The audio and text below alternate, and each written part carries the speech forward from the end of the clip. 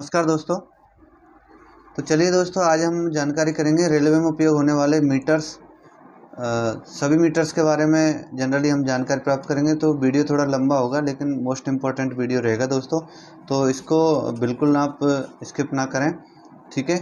तो हम ज़्यादा देरी नहीं करते हुए स्टार्ट करते हैं वीडियो को दोस्तों, ठीक है। तो यदि जानकारी अच्छी लगे, पसंद आए तो लाइक करिएगा और चैनल को सब्सक्राइब कीजिएगा दोस्तों। तो ये जो है, ये मीटर जो है जनरली कोई भी यूज कर सकता है, ठीक है। बट रेलवे में जो उपयोग होने वाले हैं उनका भी हम जानकारी करेंगे, किस तरीके से वर्क करता है और कैसे जो है इसमें क्या क्या जो है कंपोनेंट होते हैं, ठीक है। उसके बारे में, इसके सर्किट डायग्राम के बारे में भी हम जानकारी प्राप्त करेंगे। तो जैसे वोल्ट मीटर है, एमीटर है, यहाँ पे आप देख सकते हैं, मेगर है, ऑसिलोस्कोप है, TMS किट है, स्प्लाइसिंग मशीन है, OTDR है, ठीक है, BFL यानी विजुअल फॉल्ट लोकेटर है, OPM, LED, लेजर वगैरह, इन सब के बारे में हम जानकारी प्राप्त करेंगे दोस्तों। वीडियो थोड़ी लंबी रहेगी लेकिन इसमें सभी जो मीटर के बारे में हम एक बार जानकारी कर लेंगे ताकि आपको अलग अलग वीडियो देखना ना पड़े, ठीक है दोस्तों। तो यहाँ पे देख सकते हैं। अब हम बात करेंगे सबसे पहले दोस्तों कि वोल्ट मीटर और एमीटर के बारे में। पहला जो है चैप्टर, तो हम ज़्यादा देरी नहीं करते हुए इसको हम फटाफट पढ़ लेते हैं कि वोल्ट मीटर क्या होता है। तो सबसे पहले ये जो इंस्ट्रूमेंट होता है, ये इलेक्ट्रॉनिक या इलेक्ट्रिकल सर्किट में किन्हीं दो पॉइंट के बीच में जो पोटेंशियल डिफरेंस यानी वोल्टेज मापने का काम करता है, ठीक है। उसके बाद में इलेक्ट्रॉनिक या इलेक्ट्रिकल सर्किट के अंदर स्थायी रूप से वोल्टेज मापने की ज़रूरत होती है, पर वोल्टेज स्टेबलाइजर में भी स्थायी रूप से वोल्टेज मापने वोल्ट मीटर का उपयोग होता है। स्टेबलाइजर के अंदर भी हम वोल्ट मीटर का उपयोग करते हैं। तो वोल्ट मीटर का प्रतिरोध जो है बहुत अधिक होता है, चूँकि सर्किट में समांतर क्रम में लगाते हैं, यानी कि इसको जो है पैरेलल में जब मापते हैं तो पैरेलल में लगाया जाता है, इसलिए इसको सर्किट में समांतर क्रम में लगाते हैं। इन दोनों कारणों की वजह से वोल्ट मीटर सर्किट में लगाया जाता है और यह सर्किट जो है, इसका जो पैरामीटर इससे प्रभावित नहीं होते। तो वोल्ट मीटर दो प्रकार के होते हैं, एक तो एनालॉग मीटर होता है और एक होता है डिजिटल। तो अब हम देखिए, एनालॉग मीटर अभी लगभग जो है बंद हो चुके हैं, लगभग पहले चलते थे, तो हम इस पे ज़्यादा देरी नहीं करेंगे। तो इसके अंदर क्या होता था दोस्तों, एक परमानेंट मैग्नेटिक मूविंग कॉइल होती थी और ये एक निडल होती थी, ठीक है। जब वोल्टेज देते थे तो ये निडल जो है मूव करती थी जो जितना वोल्ट है। तो आपने आजकल ये देखे होंगे बोरवेल मशीन मोटर हैं, जो बोरवेल हैं जहाँ पे पानी के लिए, तो उसके जो मीटर होते हैं वो एनालॉग होते हैं, ठीक है, जिसमें वोल्टेज है। आजकल तो डिजिटल आ गए, ठीक है।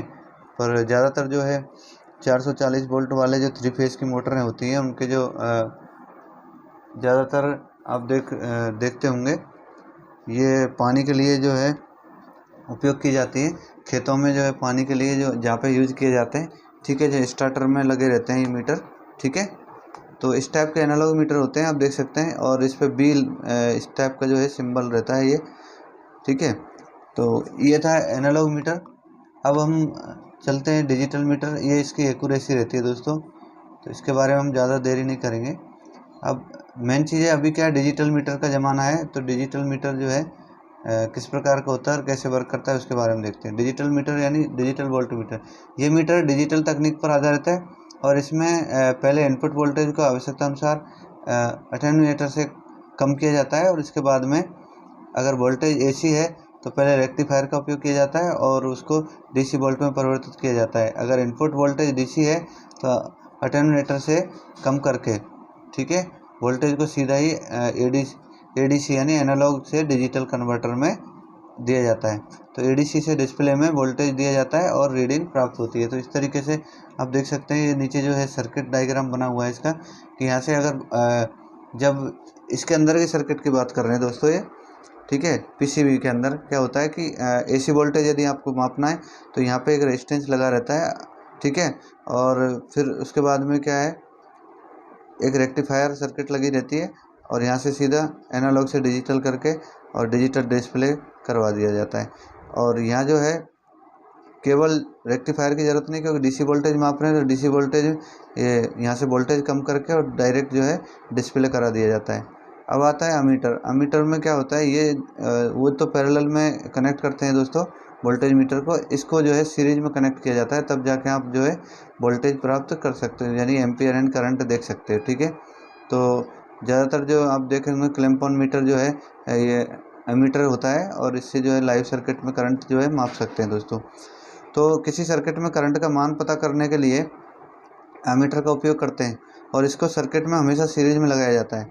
इलेक्ट्रॉनिक या इलेक्ट्रिकल सर्किट में अस्थायी रूप से करंट मापने की अस्थायी रूप से करंट मापने की ज़रूरत पड़ती है, पर कुछ सर्किट में स्थायी रूप से भी एमीटर का प्रयोग किया जाता है, यानी कि परमानेंट शो करता रहता है कुछ सर्किटों में और कहीं जो है अस्थायी रूप से होता है। ठीक है, जहाँ पे हम मीटर के द्वारा जो मापते हैं तो अस्थायी रूप से होता है, जैसे क्लैंप ऑन मीटर से मापना है। लेकिन जहाँ पे मीटर लगा हुआ है ऑलरेडी जो करंट बताता रहता है तो वहाँ स्थायी रूप से होता है, यानी कि परमानेंट जो है अमीटर लगाया जाता है। ठीक है, अमीटर का प्रतिरोध बहुत कम होता है, चूँकि सीरीज में करंट का जो मान है समान रहता है, यानी कि सब जगह जो है करंट का फ्लो एक जैसा रहेगा। अतः इसको सर्किट में सीरीज क्रम में लगाते हैं और इन दोनों कारणों की वजह से ही जब एमीटर सर्किट में लगाया जाता है तो सर्किट के पैरामीटर को प्रभावित नहीं होता है, क्योंकि सब में करंट जो है समान बहती है। तो एमीटर दो प्रकार के होते हैं, जो हमने वोल्ट मीटर पढ़े थे उसी हिसाब से एमीटर भी हैं। तो एनालॉग मीटर है, तो एनालॉग मीटर का ए इस तरीके का सिंबल होता है, उसमें बी दिखाते हैं। तो ये इसमें भी ये परमानेंट मैग्नेटिक मूविंग कॉइल होती थी, तो वो भी नेडल के द्वारा जो है शो किया जाता था। तो इसमें ज़्यादा हम टाइम वेस्ट नहीं करेंगे, क्योंकि ये अभी लगभग जो है बंद हो चुके हैं। ठीक है, अभी ज़्यादातर जो है आप देख सकते हैं बोरवेल की मशीन जो स्टार्टर होते हैं वहाँ पे यूज करते हैं बड़े बड़े। ठीक है, तो अभी डिजिटल आ गए हैं, तो डिजिटल के बारे में ये सर्किट क्या बोलती है डिजिटल का। तो डिजिटल में क्या होता है, जब आप करंट माप रहे होते हैं तो इसकी सर्किट जो है किस तरीके से बनाई जाती है। तो देख सकते हैं दोस्तों, ये मीटर डिजिटल तकनीक पर आधारित होता है और इसमें पहले क्या करते हैं, इनपुट करंट को वोल्टेज में कन्वर्ट किया जाता है। अगर वोल्टेज एसी है तो पहले रेक्टिफायर का उपयोग किया जाता है और उसको डीसी वोल्टेज में परिवर्तित किया जाता है। अगर इनपुट करंट डीसी है तो इनपुट करंट को वोल्टेज में कन्वर्ट करके वोल्टेज को सीधा ही एडीसी, ठीक है, यानी कि एनालॉग से डिजिटल कन्वर्टर में दे दिया जाता है और एडीसी से डिस्प्ले में वोल्टेज को दे दिया जाता है। आप देख सकते हैं रीडिंग प्राप्त हो जाती है। तो ये इस तरीके से इसकी सर्किट डिज़ाइन होती है, यानी कि एसी करंट दिया है, यदि हमने एसी करंट मापना है तो क्या करेंगे, एसी करंट से वोल्टेज कन्वर्टर होगा यहाँ पे, ठीक है, और उसके बाद में रेक्टिफायर लगा रहेगा और यहाँ पे एनालॉग से डिजिटल एडीसी लगा के और डिस्प्ले कर देगा। डीसी अगर है तो करंट से वोल्टेज कन्वर्टर होगा, ठीक है, जो वोल्टेज में करंट कन्वर्ट करेगा और वोल्टेज से कन्वर्ट करके सीधा जो है एडीसी में भेजेगा और यहाँ से डिस्प्ले कर देगा। ये डिस्प्ले पैनल है उसकी। अब चलते हैं दोस्तों कि सर्किट में वोल्ट मीटर और एमीटर लगने का तरीका क्या है। तो इनका लगाने का तरीका देख सकते हैं क्या है, थोड़ा सा हम इसको बड़ा कर लेते हैं ताकि आपको अच्छे से दिखे। स्लाइड थोड़ी धीरे मूव होगी पर अच्छे से दिखेगा।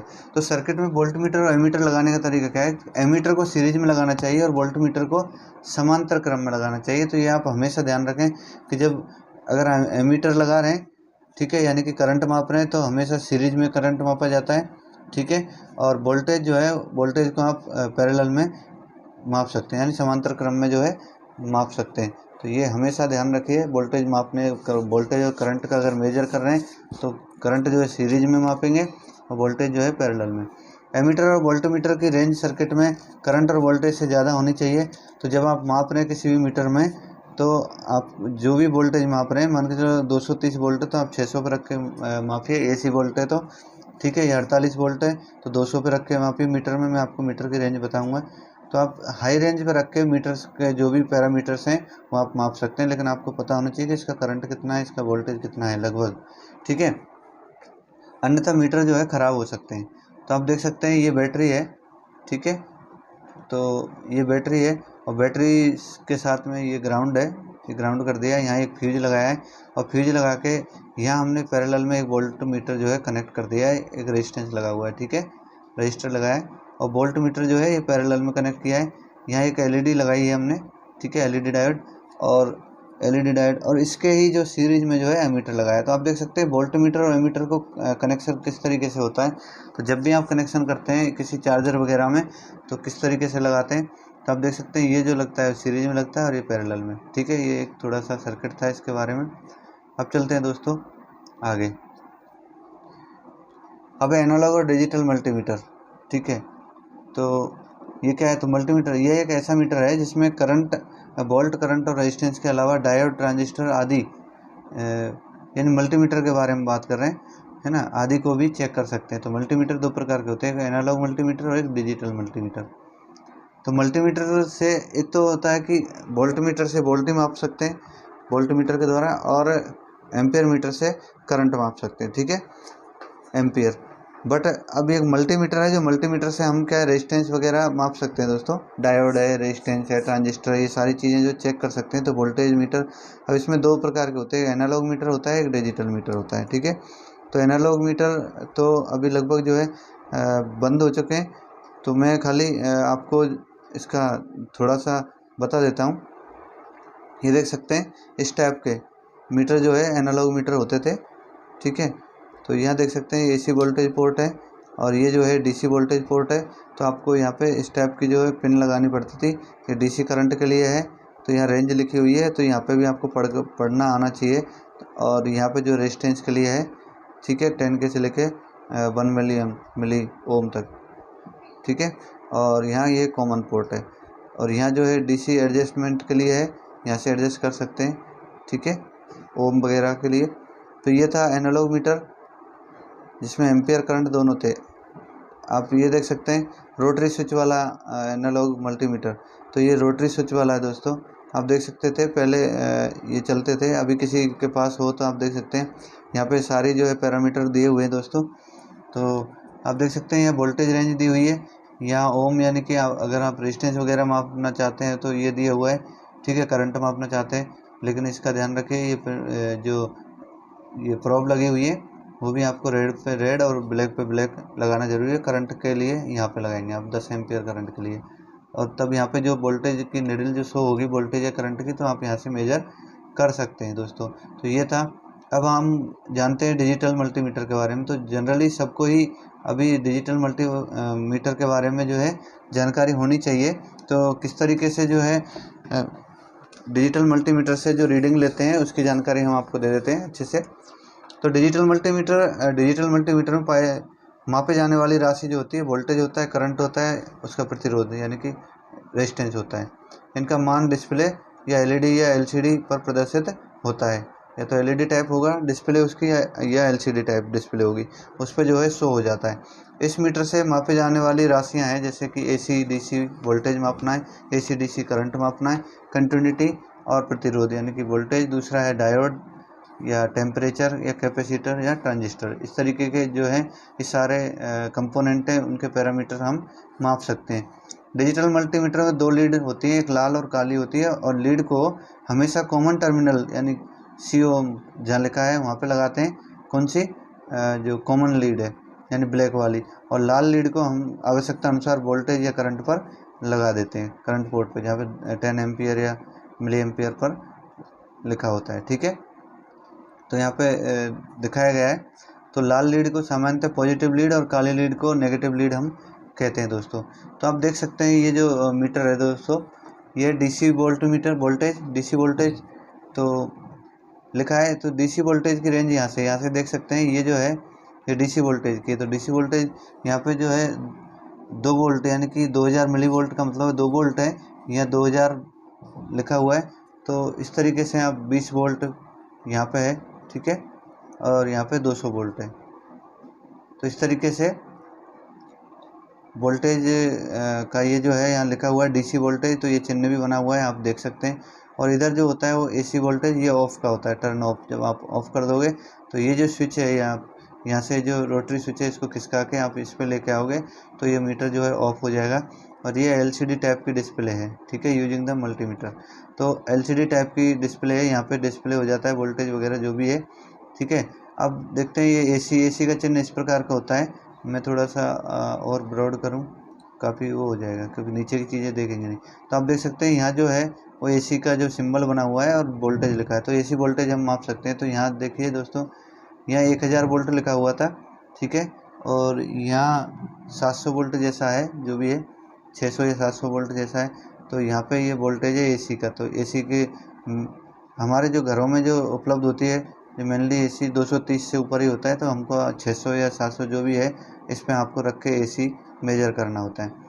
अब आता है करंट। तो करंट के लिए ये बना हुआ है, हमने अभी देखा था कि करंट की जो इकाई है वो एम्पियर है। तो यहाँ पे आप देख सकते हैं ये बना हुआ है। तो 2 मिली एम्पियर से लेके यहाँ देखो 0.2 मिली एम्पियर, 0.2 एम्पियर, ठीक है, और 10 एम्पियर, इस तरीके से। और ये दोस्तों ये है, आप देख पा रहे होंगे आउट, ठीक है। तो प्लग एंड जनरल के लिए ये डायोड मापने के लिए है। डायोड का चिन्ह लगा के आप यहाँ पे डायोड जो है माप सकते हैं। तो ये देख सकते हैं, ये जो है इसको आप नीडल को यहाँ रखोगे तो डायोड का मेजर कर सकते हैं।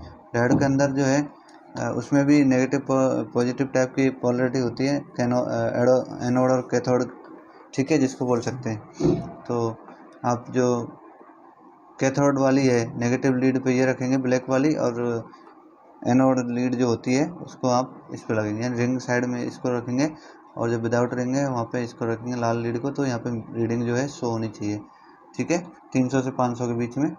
तो आपका जो है ये ठीक है। थोड़ा सा कम कर लेते हैं क्योंकि नीचे की चीज़ें जो है हमको दिख जाएंगी।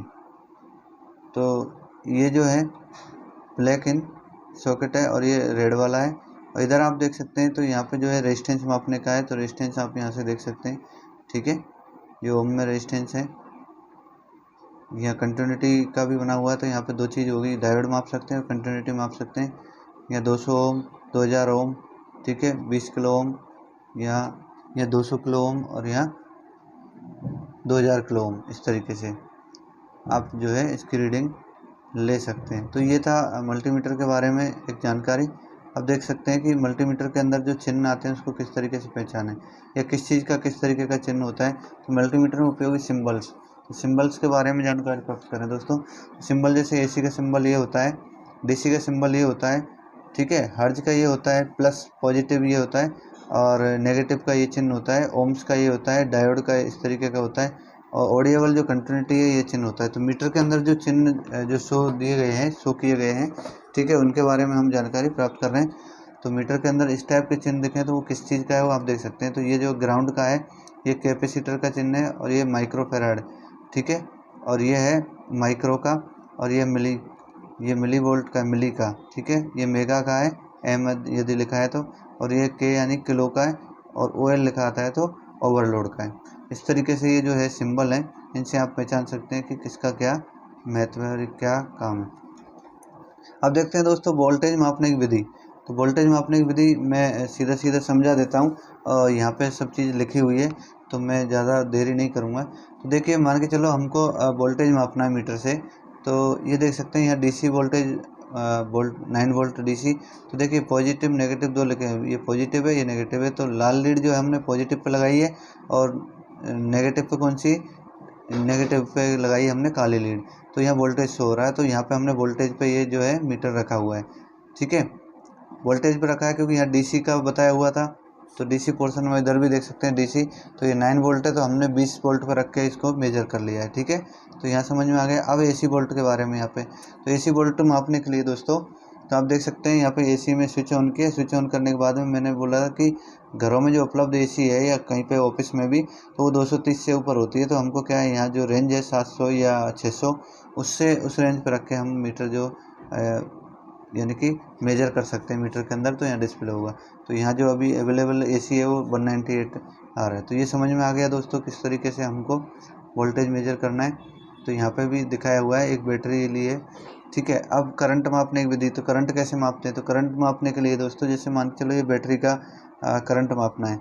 तो बैटरी का करंट मापना है तो हमको क्या करना है, सबसे पहले तो ये जो नीडल है, यदि वो 10 एम्पियर पर नहीं है तो 10 एम्पियर पर रख लें, क्योंकि ये मिली एम्पियर वाली होती है। ये 10 एम्पियर पर रखेंगे रेड वाली नीड को, और उसके बाद में इसको स्विच को भी हम यहाँ पे 10 एम्पियर पर लेके आएंगे। जब ये चीज़ लेके आए, और कॉमन का कॉमन पर रहने देंगे। लेकिन हमने एक बात बोली थी ऊपर कि भाई करंट को हम किस में माप सकते हैं, तो हम करंट को जो है सीरीज में मापते हैं। तो सीरीज बनाने के लिए आपको क्या करना पड़ेगा, कोई लोड लेना पड़ेगा, या लैंप या कोई भी चीज़ आप सीरीज में कनेक्ट कर सकते हैं, ठीक है।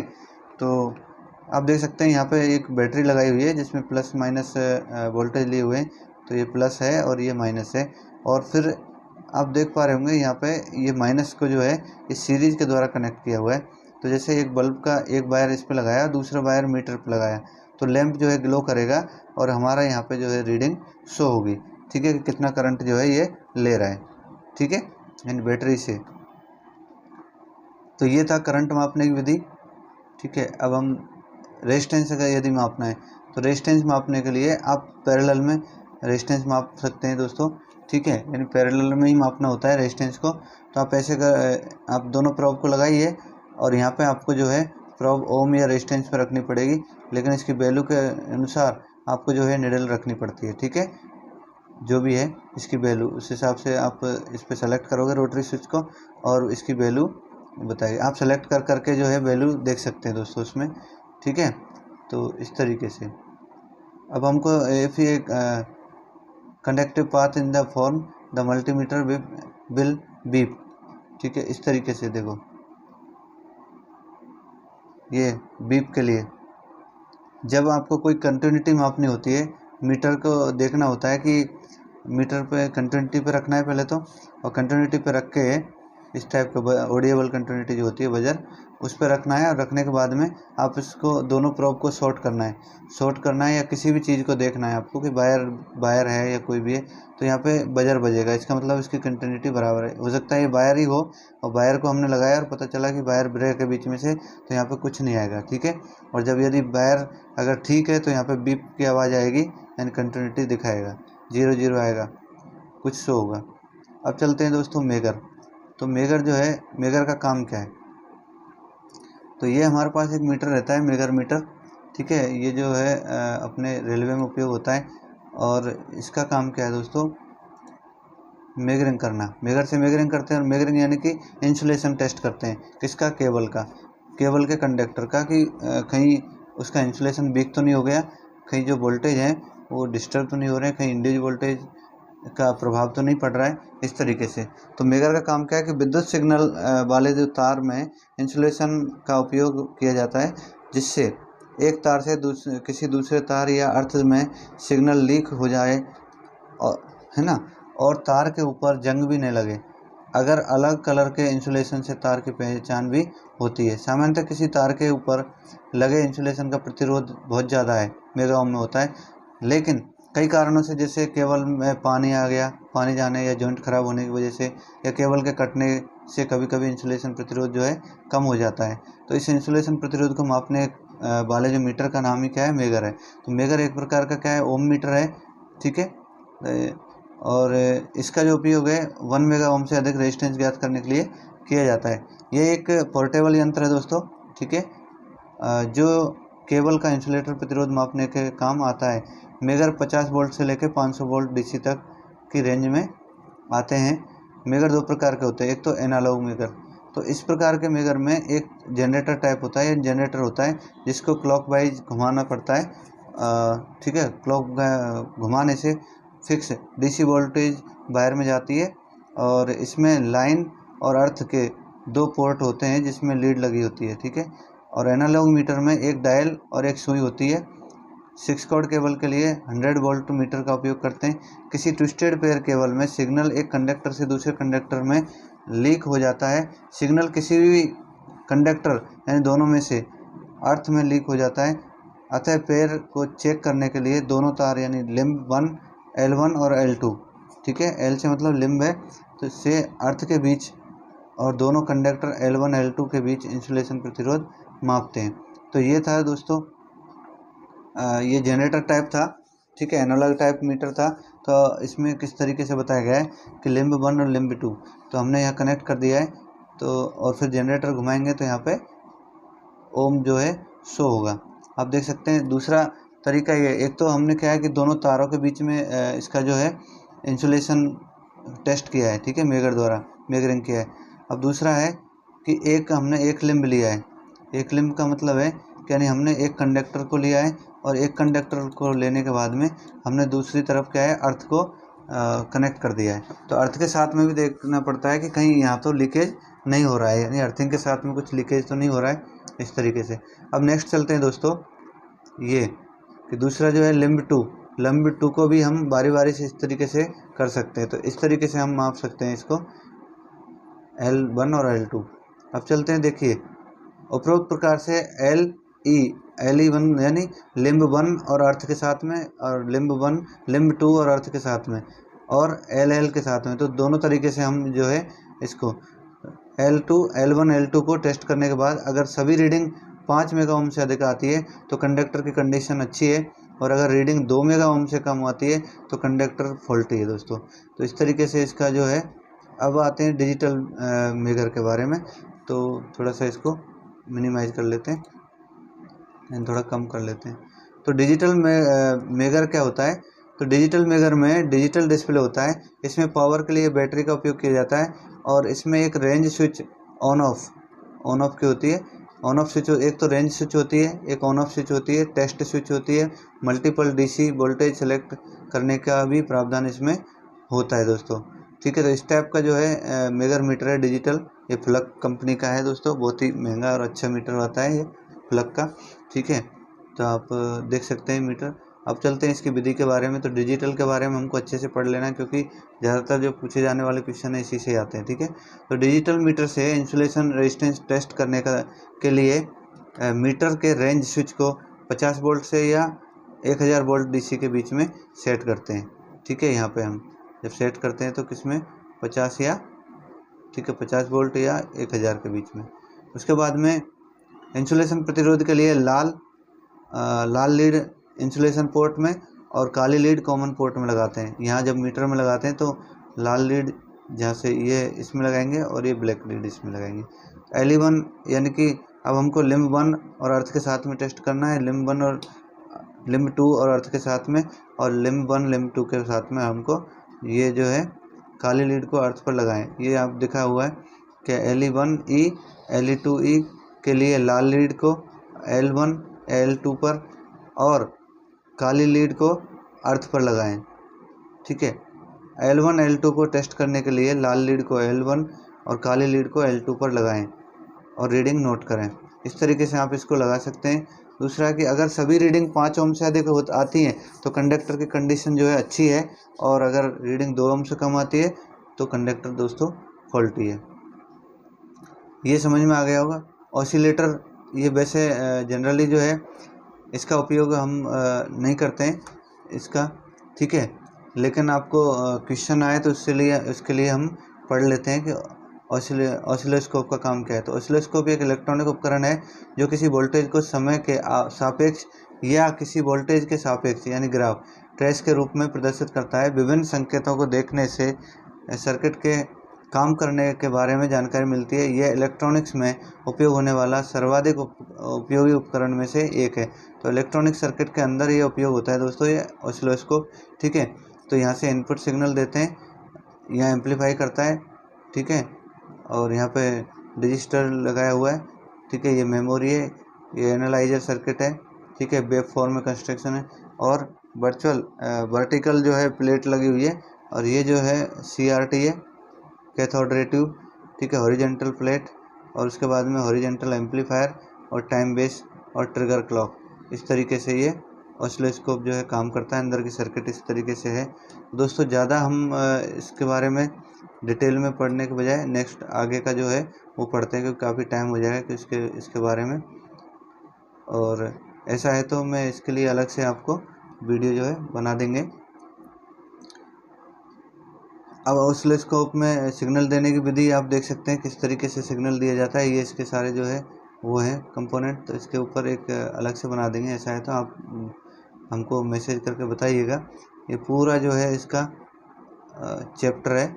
ठीक है, तो इसमें हम ज़्यादा टाइम वेस्ट नहीं करते, क्योंकि हमको जो काम की चीज़ें हमको देखनी है दोस्तों। तो देखिए दोस्तों, ये है TMS किट, जो सबको पता होगा, ट्रांसमिशन मेजरिंग सेट। तो चलिए, TMS किट इसी यंत्र का नाम ट्रांसमिशन मेजरिंग सेट होता है। इसको DB मीटर भी कहते हैं। इसका उपयोग जो है अलग अलग टोन यानी कि 200 हर्ज से लेकर 5000 हर्ज और अलग अलग पावर जैसे +10 dBm से लेके -50 dBm का सिग्नल अलग अलग इम्पीडेंस की लाइन पर देने और मापने में किया जाता है। इससे लाइन का जो है अटेन्यूएशन लॉस मापा जाता है दोस्तों। तो अब थोड़ा सा इसका फ्रंट व्यू देख लेते हैं क्या है। तो यहाँ पे जो है 0 सेटिंग करने वाली नॉब है, तो यहाँ से 0 सेट कर सकते हैं, ये जो दिखाया गया है, ठीक है। और नीचे जो नॉब है ये पावर सेटिंग नॉब है, ठीक है। यहाँ से पावर जितने dB के 0 dB देना है, ये जो भी है, तो आप यहाँ से 0 dB सेट कर सकते हैं। ये आउटपुट इम्पीडेंस के लिए बनाया है, ठीक है। ये आउटपुट Z लिखा है, मतलब इम्पीडेंस का सिंबल है Z, ठीक है। और यहाँ जो है डिस्प्ले है, TMS किट की डिस्प्ले, यहाँ पे डिस्प्ले हो जाता है जो भी है रीडिंग। और ये इनपुट इम्पीडेंस है, ठीक है दोस्तों। और यहाँ पे ये इनपुट है और यह आउटपुट है, ठीक है। यहाँ पे स्केल है, यहाँ पे कुछ बटन दिए हुए हैं, तो आप यहाँ पे रेंज उनकी जो सेलेक्ट कर सकते हैं। और यहाँ कुछ LED है ऑन ऑफ, और उसकी बैटरी लो या चार्जिंग वाली, तो ये है। आगे चलते हैं दोस्तों, इसके बारे में थोड़ी जानकारी प्राप्त कर लेते हैं। नीचे क्या लिखा है, 0 सेटिंग। 0 सेटिंग कैसे करना है, इस मीटर से टोन देने और सिग्नल का लेवल मापने से पहले 0 सेट करना बहुत आवश्यक है। 0 सेटिंग कैसे करते हैं कि मीटर में आउटपुट से इनपुट के बीच में एक पैच कोड लगाना, यानी यहाँ से लेके यहाँ तक एक पैच कोड लगा लीजिए। उसके बाद में मीटर के पावर बटन को 0 dB पर रखें और फ्रिक्वेंसी बटन को 800 हर्ट्ज पर रखें। तो ये 0 पर रखना है और फ्रिक्वेंसी वाला है, इसको 800 हर्ट्ज पे हमको यहाँ सेलेक्ट कर देना है इस पर, ठीक है। उसके बाद में क्या करना है, और आउटपुट इम्पीडेंस को केबल के अनुसार, केबल के प्रकार के अनुसार, जैसे कॉर्ड केबल है तो 470 ओम, और PIJF केबल है तो 600 ओम, और लोडेड केबल है कॉर्ड केबल तो 1120 ओम पर सेट करें। तो अब देख सकते हैं ये जो है हमको जो है यहाँ पे ये सेलेक्ट करना है 470 ओम है कि 600 ओम है। तो जैसी केबल है, जैसे 6 कॉर्ड है, तो 470 ओम पर हम यहाँ पे सेलेक्ट कर लेंगे, ये बटन पुश कर देंगे। और उसके बाद में क्या है, अगर चालू सर्किट में किसी सिग्नल का लेवल मापना है तो इनपुट इम्पीडेंस के बटन को HIZ यानी कि हाई इम्पीडेंस पे HIZ पर रख सकते हैं, ठीक है। अब चलते हैं दोस्तों नेक्स्ट कि केबल में लॉस के अनुसार रेंज बटन को सेट करना है, ठीक है। कितना लॉस है हमारा, ज़्यादा आ रहा है, जैसे यहाँ पे दिया हुआ है कि अपन 20 dB से +20 तक, -20 से +20 तक, ठीक है, या 60-70 जो भी लिखा हुआ है उस हिसाब से आप रेंज जो है सेलेक्ट कर सकते हैं। उसके बाद में है केबल में लॉस के अनुसार रेंज बटन को हम सेट कर दें डिस्प्ले में रीडिंग के लिए, और फिर मिली वोल्ट और dBm को सामान्य dBm पर रखें, ठीक है। मिली वोल्ट और dBm को क्या है, सामान्य जो है dBm पर रखना है हमको। आगे चलते हैं, मीटर को ऑन करें और इस पोजीशन पर मीटर की बैटरी 12 वोल्ट चार्ज होनी चाहिए, तो ये है। नेक्स्ट है कि यंत्र जो भी है को ऑन करने के लिए लाल बटन को दबाएं। तो ऑन करने के लिए हमको क्या करना है दोस्तों, ये रेड बटन दिया हुआ है, इसको आपको दबाना है। यदि डिस्प्ले पर सेटिंग के अनुसार 0 dBm आता है तो मीटर सिग्नल देने और मापने के लिए तैयार है। यदि डिस्प्ले पर 0 dB आता है, यदि डिस्प्ले पर 0 dB नहीं आता है तो 0 dB सेट करें नॉब से, डिस्प्ले में 0 आने तक क्लॉकवाइज या एंटी क्लॉकवाइज घुमाएं। जब तक सेट नहीं हो तब तक आप इसको सेट करना ही है। अब केबल को टेस्ट करने की विधि, केबल को कैसे टेस्ट करेंगे तो इसके बारे में जान लेते हैं। जैसे DB मीटर को 0 पर सेट कर लिया हमने, ठीक है।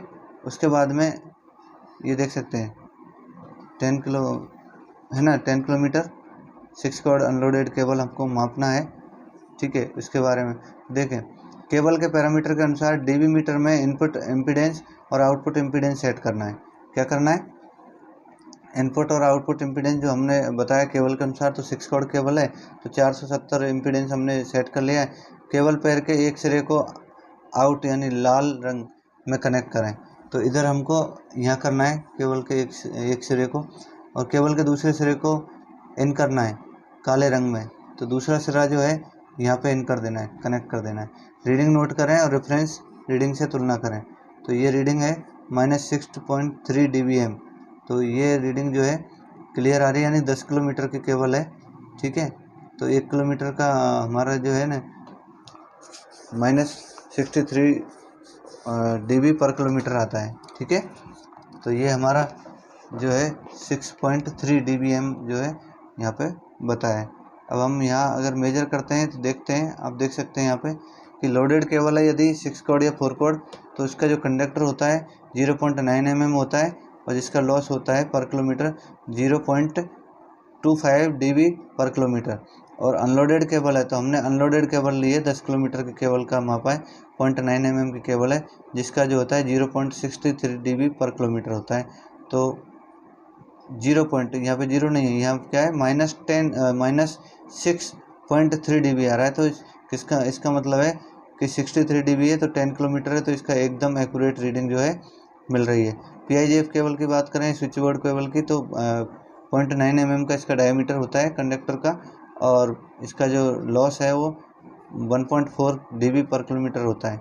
और यही PIGF केबल है स्विच बोर्ड केबल जिसका 0.63 होता है, उसका 1.1 dB पर किलोमीटर इसका dB लॉस होता है दोस्तों। तो ये भी इसका रेंज भी ध्यान रखिए। अब चलते हैं दोस्तों स्प्लाइसिंग मशीन, जो OFC केबल के लिए बहुत ही उपयोगी है और इसके बारे में जानना बहुत ज़रूरी है। अभी जो जितना भी सर्किट जो चल रहा है वो OFC पे चल रहा है, तो OFC पे सर्किट चलने वाले सर्किट के लिए हमको स्प्लाइसिंग करना बहुत ज़रूरी है। तो फाइबर की स्प्लाइसिंग किस तरीके से करनी है उसके बारे में भी हम जानकारी प्राप्त कर लेते हैं। तो ये है स्प्लाइसिंग मशीन। स्प्लाइसिंग मशीन दो फाइबरों को स्थायी रूप से जोड़ने की प्रक्रिया है, ठीक है। टेम्परेरी नहीं, स्थायी रूप से, यानी परमानेंट जोड़ता है, ठीक है। अब जोड़ने की प्रक्रिया को फाइबर स्प्लाइसिंग कहते हैं। ये दो प्रकार की होती है, एक तो मैकेनिकल स्प्लाइसिंग और फ्यूजन स्प्लाइसिंग।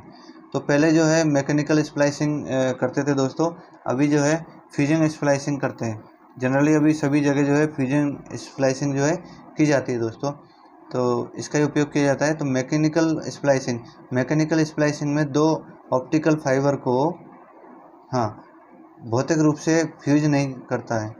तो ये क्या है, भौतिक रूप से जो है फिजिकली रूप से फ्यूज नहीं करता है, ये दो फाइबर को एक मैकेनिकल मैकेनिज्म के द्वारा एक दूसरे से अलाइन करता है। इस स्प्लाइसिंग में इंसर्शन लॉस जो है और बैक रिफ्लेक्शन बहुत ज़्यादा होता है। इसका उपयोग ज़्यादातर आपातकालीन मरम्मत या फाइबर परीक्षण के लिए किया जाता है। यदि आप फाइबर का टेस्टिंग कर रहे हैं या कहीं इमरजेंसी में ज़रूरी है, तब वहाँ पे इसका आप उपयोग कर सकते हैं। तो आप देख सकते हैं ये फाइबर है, ये दूसरी तरफ फाइबर है और ये कैपिलरी ट्यूब जोड़ दी है, और ये fibre verted together with the index matching gel जो है ये लगाई हुई है, ठीक है, इसके द्वारा। अब देखते हैं फ्यूजन स्प्लाइसिंग मशीन के बारे में। तो फ्यूजन स्प्लाइसिंग मशीन, इसमें दो फाइबर को इलेक्ट्रिक आर्क दिया जाता है, उससे एक दूसरे के साथ फ्यूज किया जाता है। और ज़्यादातर इस विधि में ही स्प्लाइसिंग की जाती है, क्योंकि इसमें इंसर्शन लॉस बहुत कम होता है और बैक रिफ्लेक्शन नहीं होता है, ठीक है। इस विधि से लगा जो जॉइंट होता है वो विश्वसनीय होता है, और ये जॉइंट फ्यूजन स्प्लाइसिंग मशीन से लगाया जाता है। तो इस तरीके की मशीन होती है। यहाँ पे एक फाइबर जो है कनेक्ट किया है, एक इधर से कनेक्ट किया है, और यहाँ पे इस तरीके से। तो आप देख सकते हैं फ्यूजन स्प्लाइसिंग मशीन, यह मशीन दो फाइबर को फ्यूज करके जोड़ने का काम करती है। कार्यविधि देखते हैं दोस्तों किस तरीके से वर्क करती है। कार्यविधि, इस विधि में पहले फाइबर के ऊपर से सभी कवर यानी outer jacket, armour, sheet, loose tube, primary coating, splitter और वायर स्ट्रिपर से निकलते हैं, ठीक है। आप समझ सकते हैं कि इस विधि में सबसे पहले क्या है, फाइबर के ऊपर से सभी कवर हटाए जाते हैं। तो जब फाइबर निकाला जाता है उससे पहले केबल है, केबल के ऊपर आउटर जैकेट होती है, फिर आउटर जैकेट के ऊपर आर्मर रहता है, आर्मर के ऊपर शीट रहता है, शीट के ऊपर फिर ट्यूब रहती है अपनी, ठीक है, लूज ट्यूब। उसके बाद में फिर उसके फाइबर निकलता है, तो फाइबर के ऊपर प्राइमरी कोटिंग होती है, फिर स्लिटर द्वारा और वायर स्ट्रिपर से उसको निकाला जाता है। तो फाइबर को आइसोप्रोफाइल के द्वारा जो है हम क्या करते हैं, अल्कोहल से साफ करते हैं, और फाइबर को फिर क्लीवर से 90 डिग्री पर हम क्लीव करते हैं यानी काटते हैं। एक फाइबर पर स्लीव लगाते हैं, ठीक है, एक फाइबर पर स्लीव लगाते हैं, दोनों फाइबर को स्प्लाइसिंग मशीन में अलाइन करते हैं। उसके बाद में प्रोसेस का बटन प्रेस करने पर दोनों फाइबर के सिरे हीटिंग इलेक्ट्रोड से गर्म हो जाते हैं और दोनों फाइबर एक दूसरे के पास आते हैं और फ्यूज हो जाते हैं। अंत में मशीन स्प्लाइसिंग लॉस 0.2 dB बताती है, यानी कि इसका लॉस बहुत कम है। 0.2 dB बताती है पर किलोमीटर। अगर लॉस ज़्यादा आता है तो इसका मतलब है कि सभी प्रोसेस दोबारा से करनी पड़ेगी, रिपीट। अब आप स्टेप देख सकते हैं, फ्यूजन स्प्लाइसिंग मशीन से स्प्लाइसिंग करने के 5 बेसिक स्टेप। जैसे फाइबर पर फ्यूजन स्प्लाइसिंग प्रोटेक्शन स्लीव, पहले तो ये लगाना है, उसके बाद में फिर फाइबर को हमको क्या करना है, काटना है। फाइबर को सही तरीके से स्ट्रिप करना है, फाइबर कोटिंग को निकालें और फाइबर को आइसोप्रोपिल अल्कोहल से साफ करें। तो यहाँ पे ये सब काम करना है आपको। उसके बाद में नेक्स्ट स्टेप में क्या करना है, फाइबर को क्लीवर से, ये जो क्लीवर है, ठीक है, डायमंड कटर जिसको बोल सकते हैं, फाइबर को क्लीवर से क्लीव करें और उचित क्लीवर से स्प्लाइसिंग लॉस बहुत कम हो जाता है, ठीक है। अच्छे से अगर क्लीव किया आपने 90 डिग्री पे तो इसका स्प्लाइसिंग लॉस जो है बहुत कम हो जाता है दोस्तों। अब देखते हैं दोस्तों कि ये जो क्लीवर है यहाँ से हमने 90 डिग्री पे काट दिया है। उसके बाद में क्या किया है, दोनों फाइबर को फ्यूजन स्प्लाइसिंग मशीन के फाइबर होल्डर में रखकर क्लैंप कर देते हैं, और ये अंदर रखा होल्डर में और क्लैंप कर दिया, क्लैंप दबाया। स्प्लाइसिंग के लिए स्टार्ट बटन प्रेस करना होता है।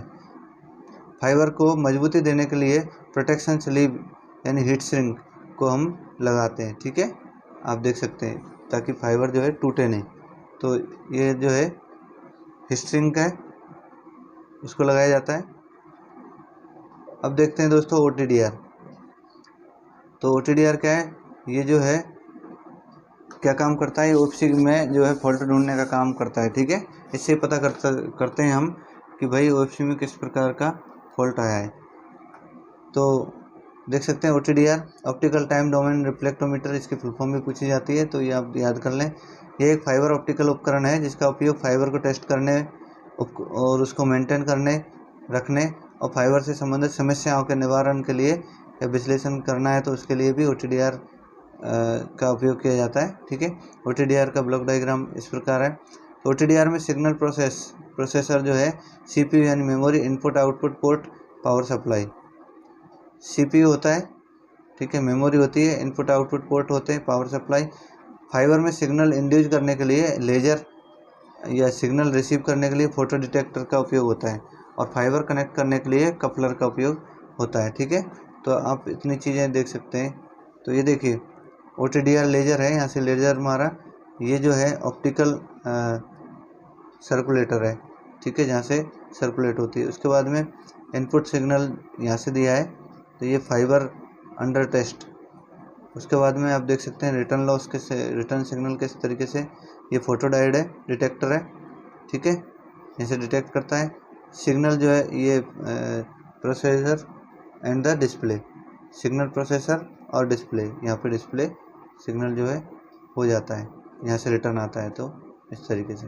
तो कार्यविधि क्या है इसकी OTDR की, तो सबसे पहले टेस्ट वाले फाइबर को लॉन्च करने, जिससे हम टेस्ट कर रहे हैं उसको लॉन्च केबल या डेड जोन के प्रभाव से बचने से कनेक्ट करें और लॉन्च केबल के दूसरे सिरे को OTDR में लगाएं। तो आप देख सकते हैं यहाँ पे जो है ये डेड जोन होता है, यानी कि जब रिफ्लेक्ट होता है किसी भी उससे, ठीक है, तब क्या होता है, एक डेड जोन होता है, तो लॉन्च फाइबर वहाँ पे लगाया जाता है, यानी कि एक कनेक्टर लगाया जाता है, ठीक है। तो आप देख सकते हैं यहाँ पे एक कनेक्टर लगाया हुआ है पहले, तो ये जो है लॉन्च फाइबर है, ठीक है। अब यहाँ से फिर हमने क्या किया, फाइबर लिंक कर दिया है, ठीक है, अंडर द टेस्टिंग के लिए। ये फाइबर स्प्लाइसिंग बैंड है, ब्रेक फॉल्ट, जहाँ पे हमको फॉल्ट जो है ब्रेक को मिला है, इस तरीके से। और ये जो है फार एंड कनेक्शन है, ये फार एंड कनेक्शन है लॉन्च फाइबर, ठीक है, end of the receive cable, इस तरीके से नियर एंड द कनेक्शन, और ये फार एंड द कनेक्शन। तो ये जो फाइबर कनेक्शन OTDR में करने का है, ठीक है। एक पैच कोड, इसको ये जो लॉन्च फाइबर जो बोलते हैं, ये पैच कोड लगाया जाता है दोस्तों, ठीक है, ताकि जो है जब यहाँ से ये लाइट जब भेजी जाती है, तो लाइट का जो एक साथ जब जाती है लाइट जो है फोर्स के साथ में, तो ये डेड जोन जो है ख़त्म हो जाता है यहाँ पे, तब आगे का जो स्प्लाइसिंग का हमको मालूम चलता है। तो चलिए दोस्तों अब किस तरीके से करना है, तो ये हमने कनेक्शन कर लिया। OTDR को ऑन करना है, फिर OTDR में ज़रूरत के हिसाब से वेवलेंथ सेलेक्ट करनी है। तो हम 1310 पे कर रहे हैं या 1550 वो सेलेक्ट करना है। उसके बाद में फिर रेंज स्विच यानी फाइबर की लगभग जो है 1.5 गुना रेंज सेट करनी है, ठीक है, जो भी है उसकी 1.5 गुना रेंज सेट करना है अपने को। और केबल की लंबाई के अनुसार पल्स विड्थ सेट करना है, ठीक है। अगर केबल की लंबाई कम है तो पल्स विड्थ भी कम रखनी है। अगर रियल टाइम ट्रेस लेना है तो रियल टाइम बटन दबाएं, अन्यथा टाइम ड्यूरेशन बटन से टाइम सेट कर दें। एवरेज स्टार्ट बटन दबाएं, यहाँ से एवरेज। अब देख रहे हैं यहाँ पे वेवलेंथ सेट कर दिया है, यहाँ पे रेंज हमने सेट कर ली है, ठीक है, जो भी है। और यहाँ पे पल्स विड्थ सेट कर लिया है जितनी भी है। फिर यहाँ पे टाइम ड्यूरेशन के लिए ये स्विच दिया हुआ है, ऑन ऑफ बटन के लिए यहाँ पे दिया हुआ है, और रियल टाइम ट्रेस बटन के लिए ये दिया हुआ है दोस्तों। उसके बाद में एवरेज स्टार्ट बटन यहाँ पे हमको क्लिक करना है, तो यहाँ पे पैरामीटर जो है शो हो जाएंगे। इस तरीके का OTDR मीटर होता है। तो पैरामीटर किस तरीके से शो होते हैं आप देख सकते हैं। तो टाइम ड्यूरेशन पूरा होने के बाद में ट्रेस यानी डीबी लॉस या दूरी स्क्रीन पर दिखाई देता है, जिसका विश्लेषण नीचे दिया गया है चित्र में। तो देख सकते हैं यहाँ पे जो ये विश्लेषण दिया है दोस्तों, यहाँ क्या है, सोर्स कनेक्टर है ये, ठीक है, जहाँ से हमने इनपुट दिया है वो पावर डीबी यहाँ से दिया है, ठीक है। तो यहाँ से देखो स्प्लाइसिंग करते हुए किस तरीके से, तो ये कनेक्टर लॉस आया है यहाँ पे इस तरीके से। फिर यहाँ पे कोई स्प्लाइस हुआ है, ये कनेक्टर है, ठीक है। तो जहाँ कनेक्टर है वो कनेक्टर का लॉस दिखा रहा है, कनेक्टर है। यह बेंड है, फाइबर में क्या है, मोड़ा हुआ है, और ये क्रैक बताता है। एंड ऑफ फाइबर का एंड नॉइज, यानी इस तरीके से आ जाता है। तो इससे क्या पता चल रहा है कि डिस्टेंस और किलोमीटर का हम पता कर सकते हैं, ठीक है। तो देखिए दोस्तों, अब ये इसमें ये ग्राफ के ज़रिए दिखाया है, अब इसमें दिखाते हैं हम। इसके अलावा स्क्रीन पर सभी इवेंट का रिकॉर्ड जो है, रिकॉर्ड भी लॉस और दूरी के साथ में टेबुलर फॉर्म में जो है बनता है, जिसके आधार पर निष्कर्ष निकाल सकते हैं। तो आप देख सकते हैं टेबल के अनुसार ये जो है टेबुलर फॉर्म में जो है बनाया हुआ है इसका, ठीक है, कितनी दूरी कितना लॉस हुआ है तो यहाँ पे बताया हुआ है, ठीक है। तो ये जो टेबल है इसके अनुसार हम देख सकते हैं कि कितना लॉस है, क्या है। अब चलते हैं दोस्तों, ये है BFL विजुअल फॉल्ट लोकेटर। ये एक मीटर है, इसका क्या काम है, ये भी OFC में वर्क करता है। तो देख सकते हैं विजुअल फॉल्ट लोकेटर, ये जो है ऑप्टिकल फाइबर केबल की कनेक्टिविटी चेक करने के लिए, विजुअल फॉल्ट लोकेटर का यानी कि फॉल्ट का पता लगाने के लिए, यानी विजुअली फॉल्ट पता करने का काम करता है। यह है प्रकाश की एक लाल किरण यानी कि 635 से लेकर 650 नैनोमीटर की जो है भेजता है किरण, फाइबर में उत्सर्जित करके फाइबर ब्रेक या क्षतिग्रस्त कनेक्टर का पता लगाने में उपयोग होता है। इसके अतिरिक्त खराब या स्प्लाइसिंग और फाइबर के ज़्यादा मुड़ाव का पता भी लगाता है। यह SC यानी सब्सक्राइबर कनेक्टर, ठीक है, सब्सक्राइबर कनेक्टर, या FC फेयरवेल कनेक्टर, या LC लूसेंट कनेक्टर, या ST स्ट्रेट टेप कनेक्टर, ठीक है, के साथ में भी कनेक्ट होता है। यह लगभग 10 किलोमीटर तक के उपयोग के लिए किया जाता है। यह एक पेन की तरह होता है। तो आप देख सकते हैं ये इसका कैप है ताकि डस्ट नहीं जाए। यहाँ पे फाइबर कनेक्ट करने का अडेप्टर है, और ये जो है लाइट है, ऑन ऑफ बटन ब्लिंक करता रहता है। यहाँ पे देखो ये ऑन ऑफ है, ठीक है, और ये ब्लिंक बटन है। कार्यविधि क्या है, कार्यविधि पढ़ लेते हैं इसकी कि किस तरीके से कार्य करेगा। तो फाइबर के कनेक्टर और LD की ट्रिप को साफ करें। पहले तो इसकी जो टिप है ना, उसको हमको साफ करना है, फाइबर का भी कनेक्टर को भी साफ करना है, ठीक है। उसके बाद में टेस्टिंग फाइबर के कनेक्टर को फाइबर कनेक्शन पॉइंट पर लगाएं। फाइबर कनेक्शन पॉइंट पर लगाना है, ठीक है, ये लगा दिया। उसके बाद में BFL का स्विच ऑन करें, इसका हमको स्विच ऑन करना है, एंड ब्लिंकिंग पोजीशन पर रखें। और ब्लिंकिंग पोजीशन पर हमको रखना है। फाइबर के एक सिरे से दूसरे सिरे तक फाइबर में लाइट देखें, और यहाँ से एक सिरे से लेकर दूसरे सिरे में हमको क्या फाइबर में लाइट देखनी है। फॉल्ट या फॉल्ट का कारण और फॉल्ट की जगह का पता करें। लाइट को जो है फाइबर में सीधे नहीं देखना चाहिए, सीधे फाइबर में नहीं देखना चाहिए। आप कुछ लगा लें पेपर, तो उससे पता चल जाएगा आपको, लाइट जो है मिल जाएगी। अब देख सकते हैं दोस्तों, ये 2 प्रकार के मीटर हैं हमारे पास में। ये जो है OFC से रिलेटेड ही है, उसमें ही काम आते हैं। तो ये भी है। तो देखिए OPM है, तो ऑप्टिकल पावर मीटर, LED है, ये सोर्स मीटर है सारे, LED है, लेजर है, ठीक है। तो ये सोर्स हो गए। उसके बाद में पिन एंड APD जो है, ये जो है क्या हो गए, रिसीवर। तो ओपीएम के बारे में, तो ऑप्टिकल पावर मीटर क्या काम करता है, तो किसी ऑप्टिकल फाइबर ऑप्टिकल यानी फाइबर का एक छोर जो है, एक छोर से दूसरे छोर तक का लॉस मापने के लिए ओपीएम का उपयोग किया जाता है। सामान्यतः ये मीटर जो है ऑप्टिकल सोर्स मीटर के साथ उपयोग किया जाता है। ठीक है, पावर मीटर और सोर्स मीटर दो होते हैं, एक पावर मीटर है, दूसरा सोर्स मीटर है। तो ये पावर मीटर है दोस्तों, और ये सोर्स मीटर। लिखा है ऑप्टिकल लाइट सोर्स, तो यहाँ से लाइट भेजी जाती है और यहाँ से इसमें जो है रिसीव की जाती है। ठीक है, यह मोड है, यहाँ सेलेक्ट कर सकते हैं। ठीक है, ये ऑन ऑफ का स्विच दिया हुआ है, ये लैम्बडा का चिन्ह है। तो इस तरीके से अब कार्यविधि कैसे करना है, देखिए दोस्तों, ये मीटर पता चल गया। अब कार्यविधि देखते हैं। कार्यविधि में जैसे लाइट सोर्स है, तो हमने यहाँ से लाइट सोर्स दिया। लाइट सोर्स देने के बाद में कनेक्टर के through fibre cable in testing वाली ये फाइबर केबल है, यहाँ से दिया और यहाँ रिसीव किया। ठीक है, तो ये power meter, light source meter, ये पावर मीटर हो गया। इन दोनों मीटर के उपयोग से पहले दोनों मीटर में सेटिंग किया जाता है। दोनों मीटर के कनेक्टर अडेप्टर को आइसोप्रोपाइल अल्कोहल से साफ करना होता है पहले तो। ठीक है, सभी के कनेक्टर दोनों के। ऑप्टिकल लाइट सोर्स, जिससे हम लाइट यानी कि इनपुट दे रहे हैं वो, इस मीटर में लाइट के सोर्स के रूप में एलईडी या लेजर डायोड का उपयोग किया जाता है। मीटर में जो है फाइबर के कनेक्टर को कनेक्ट करने के लिए अडेप्टर होते हैं।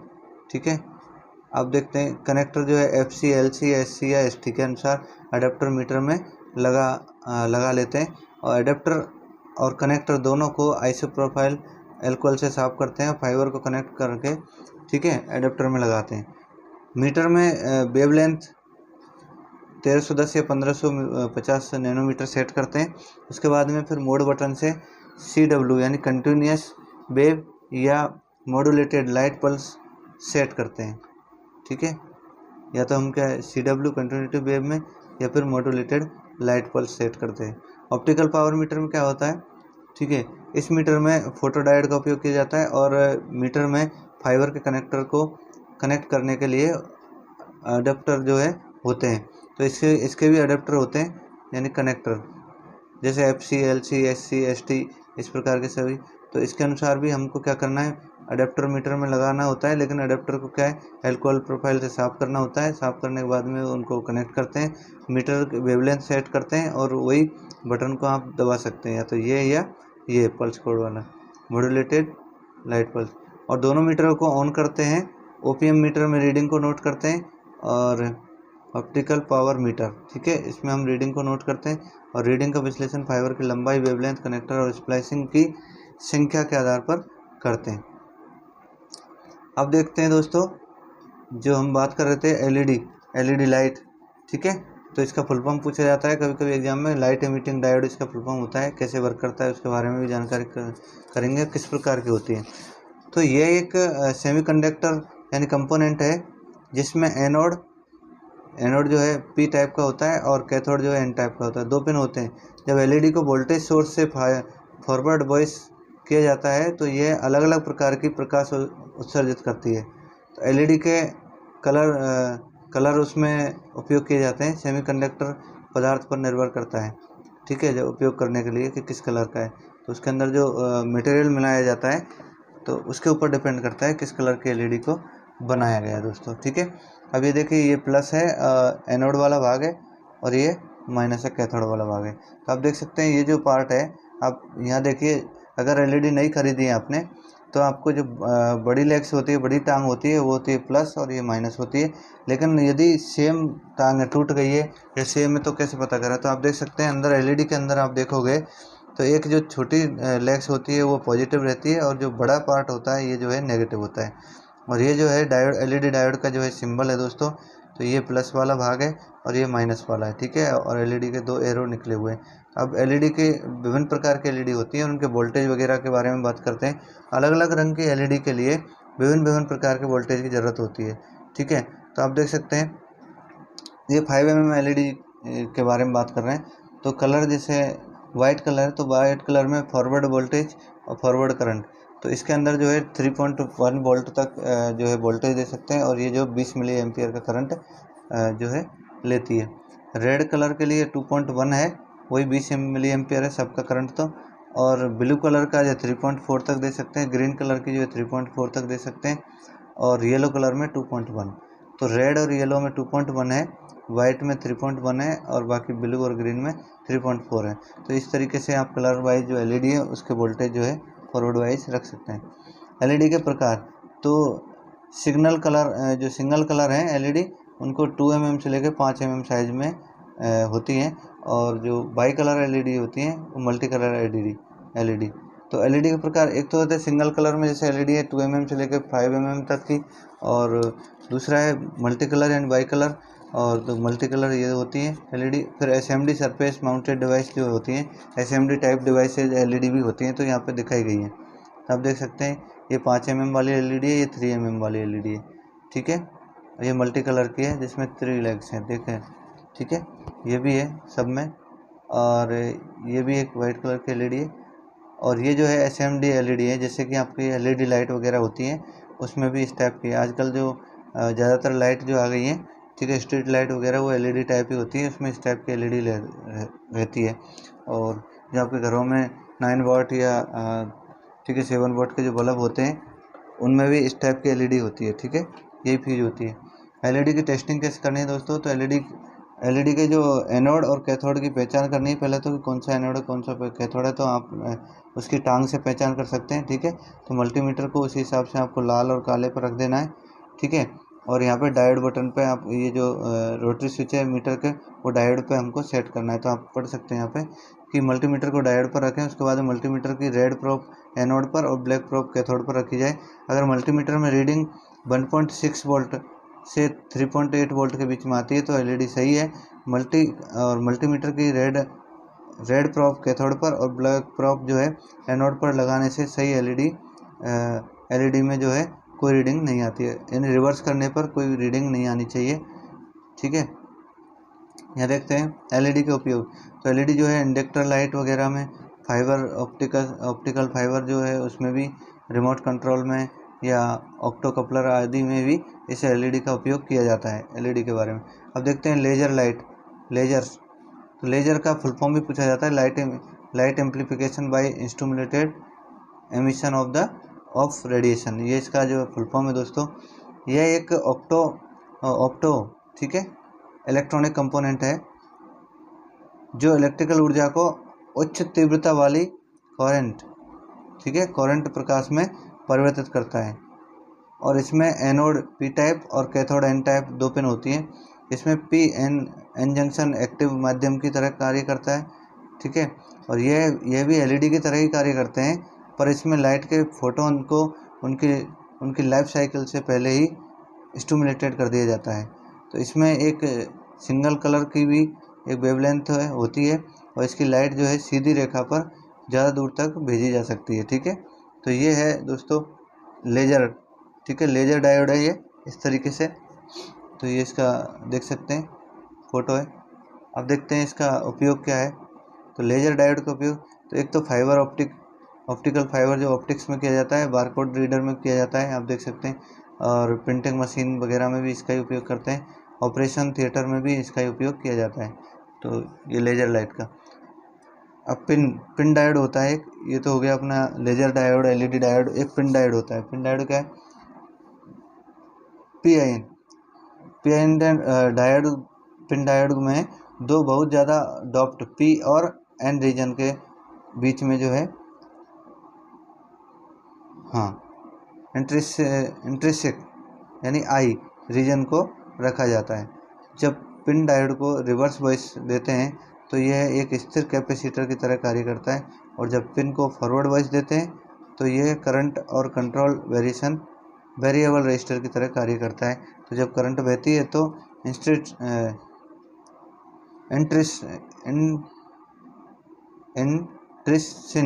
इंट्रिंसिक रीजन का प्रतिरोध घटता है। तो ये वर्ड आप पढ़ लें दोस्तों। तो आप देख सकते हैं ये जो है पी है, एन है, और इंट्रिंसिक रीजन है ये, ठीक है, ये डायोड में। तो ये पिन डायोड, इसका उपयोग कहाँ कहाँ किया जाता है ये देख लेते हैं दोस्तों। Photo detector, high frequency switch, high voltage rectifier और अटेन्यूएटर, इसमें इसका उपयोग किया जाता है। ठीक है, फोटो डिटेक्टर वगैरह में इसका पिन डायोड का उपयोग। अब है एपीडी डायोड, जो हमारे जो मीटर है उसमें एपीडी डायोड का ही उपयोग किया जाता है, ठीक है। तो जिसको फुल फॉर्म है एवलांच फोटो डायोड। ये फोटो डायोड बहुत ज़्यादा रिवर्स वोल्टेज पर कार्य करने के लिए बना होता है, ठीक है। तो ये क्या है, ये फोटो डायोड जो है बहुत ज़्यादा रिवर्स वोल्टेज पर कार्य करने के लिए बना होता है। ज़्यादा प्रकाश यानी फोटोन की वजह से होल या इलेक्ट्रॉन बहुत ज़्यादा क्रिएट होते हैं। जब फोटोन की वजह से इलेक्ट्रॉन होल में पेयर बनते हैं तो ये ज़्यादा इलेक्ट्रिक फील्ड की वजह से एक दूसरे से दूर हो जाते हैं और अधिक इलेक्ट्रो होल पेयर बनाते हैं। इन डायोडों की संवेदनशीलता बहुत ज़्यादा होती है। इस तरीके से दोस्तों ये फोटो डायोड के चिन्ह है।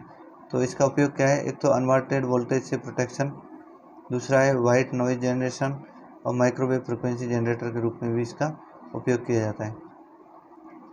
अब देखते हैं दोस्तों कुछ टूल्स के बारे में। तो फाइबर स्ट्रिपर और क्रिम्पिंग टूल्स, क्लीवर, FDMS है ना, क्रोन टूल्स और रैपिंग टूल्स, ये सब के बारे में। तो आप देख सकते हैं फाइबर स्ट्रिपर का काम क्या है। ये जो औजार है एंड टूल्स है, फाइबर की जैकेट और प्राइमरी कोटिंग को फाइबर से अलग करने का काम करता है।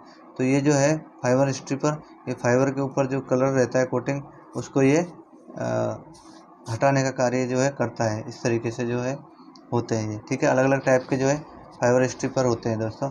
फिर है क्रिम्पिंग टूल।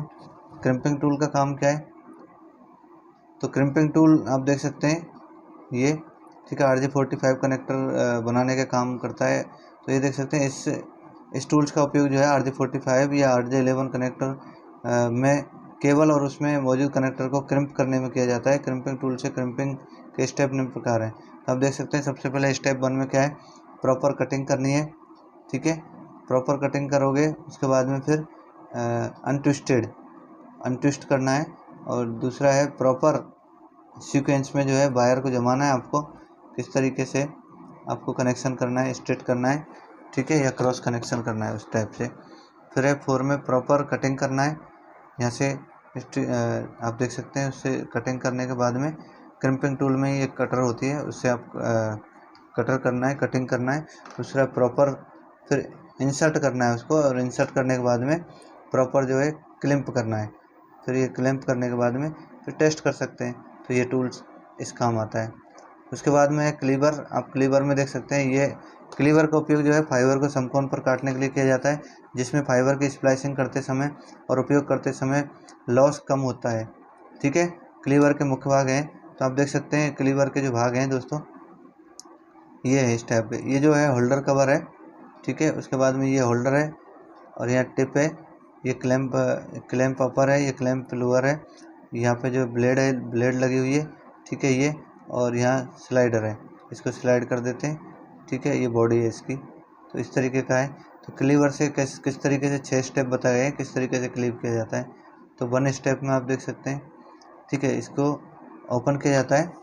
तो मैं थोड़ा सा बड़ा कर लेता हूँ, तो इसके स्टेप हम पढ़ लेते हैं किस तरीके से इसको।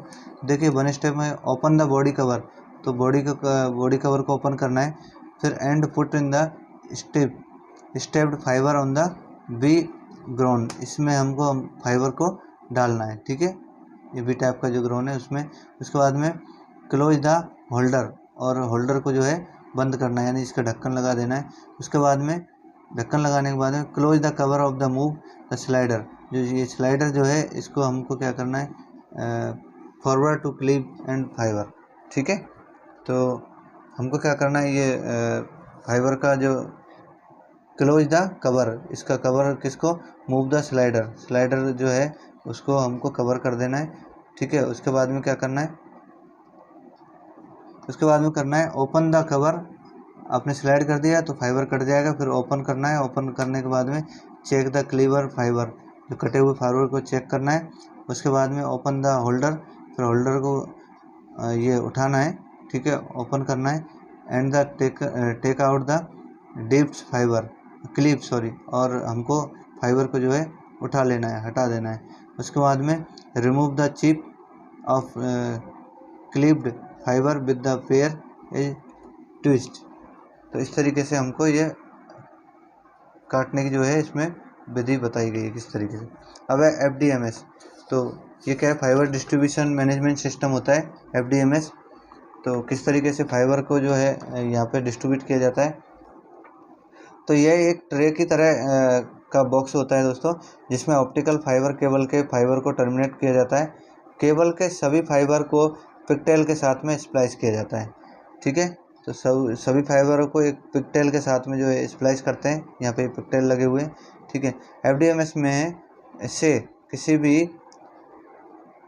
किसी ऑप्टिकल उपकरण को जोड़ने के लिए पिगटेल हैं पैच कॉर्ड का उपयोग किया जाता है। ठीक है, ये तो पिगटेल हो गए, यानी कि एक एंड पे।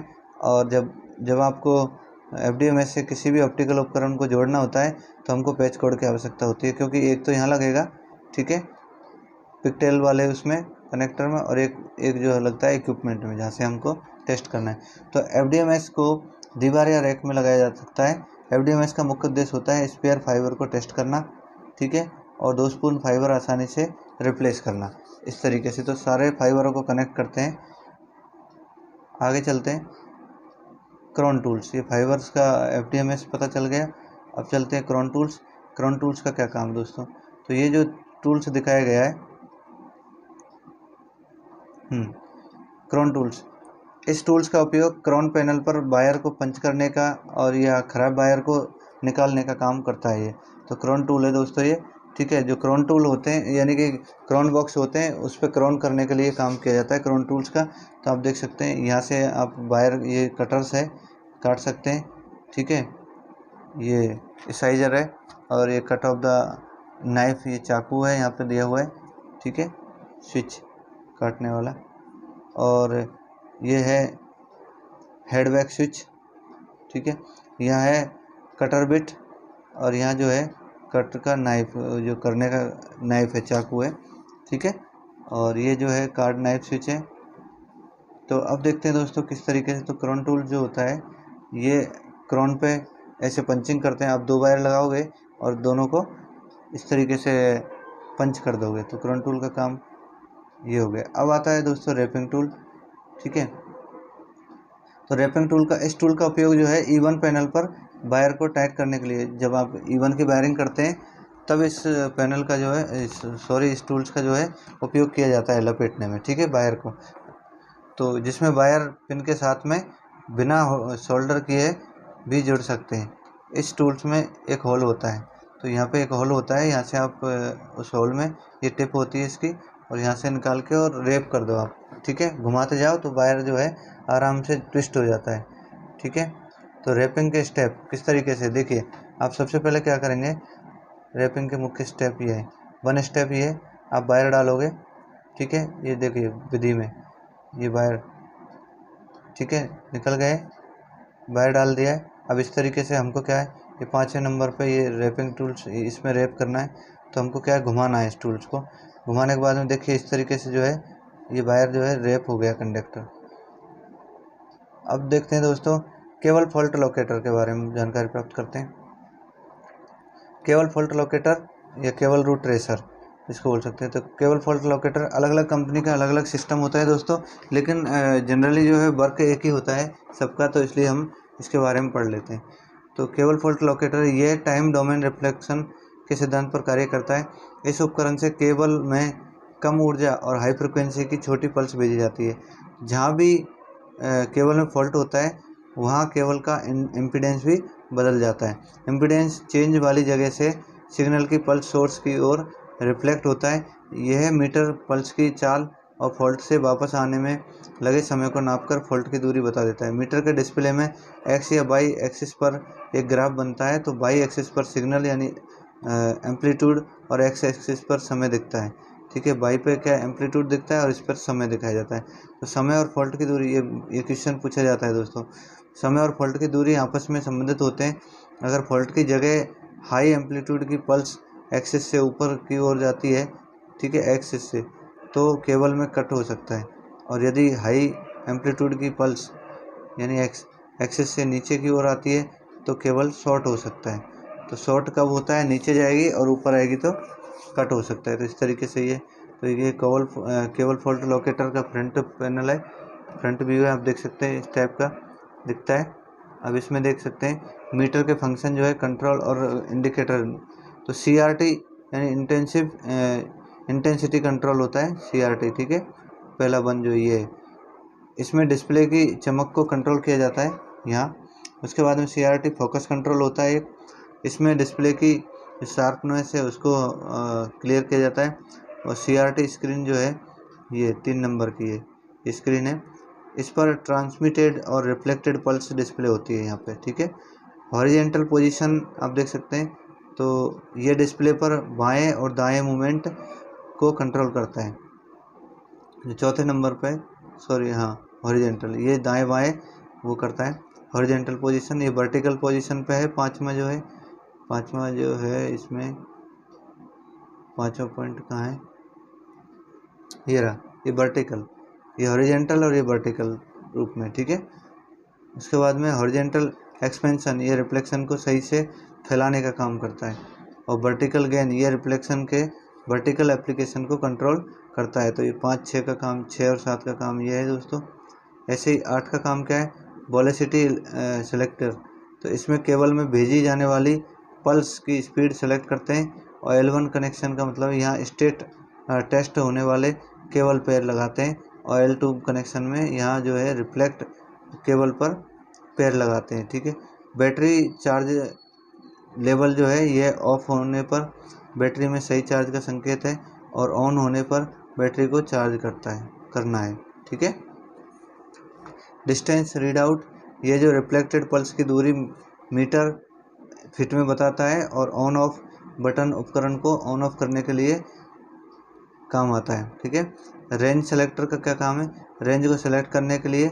और अल्टरनेट ट्रेस सेलेक्टर का क्या काम है, ये एक जो है 1 या 2 ट्रेस प्राप्त करने के लिए काम आता है। शिफ्ट या मेजर सेलेक्टर, इसमें क्या है, सेट या रीड पोजीशन होती है। और सेट का उपयोग रिफ्लेक्शन को पिन पॉइंट करने के लिए, और रीड का उपयोग रिफ्लेक्ट करने पल्स की दूरी पढ़ने के लिए होता है। मीटर की संचालन प्रक्रिया कैसी है दोस्तों, तो इसमें देखते हैं हम। मीटर की बैटरी चेक करें, अन्यथा भारी बैटरी लगाएं। अगर मीटर की चेक करना है, ठीक है, चलाना है, तो सबसे पहले बैटरी चेक करनी है। नहीं तो अगर नहीं है तो आप एक्सटर्नल बैटरी लगा दें। फिर केबल के दोनों ओर से सर्किट से हटा दें, केबल को दोनों ओर से सर्किट से हटा दें। और B/2 है ना को केबल के प्रकार और व्यास के आधार पर 6 कॉर्ड केबल के लिए 95 मीटर, ठीक है, सेट करें।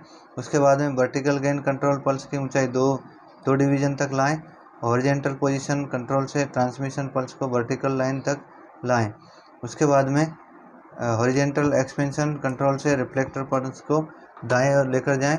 उसके बाद में अल्टरनेटर जो ट्रेस सेलेक्टर है वो ट्रेस शिफ्ट कंट्रोल की मदद से ट्रांसमिशन पल्स जो है रिफ्लेक्ट पल्स को सेट करें।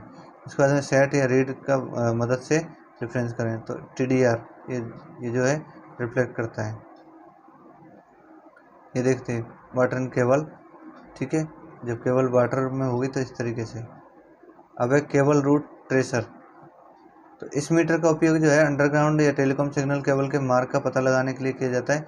ये केबल में मैप मापने में बड़ी भूमिका निभाती है। इमरजेंसी और कंस्ट्रक्शन कार्य के दौरान केबल कट से बचने के लिए केबल की मार्किंग करने में उपयोग होता है। इस मीटर से केबल की गहराई भी पता कर सकते हैं और केबल की सही गहराई को मेंटेन कर सकते हैं।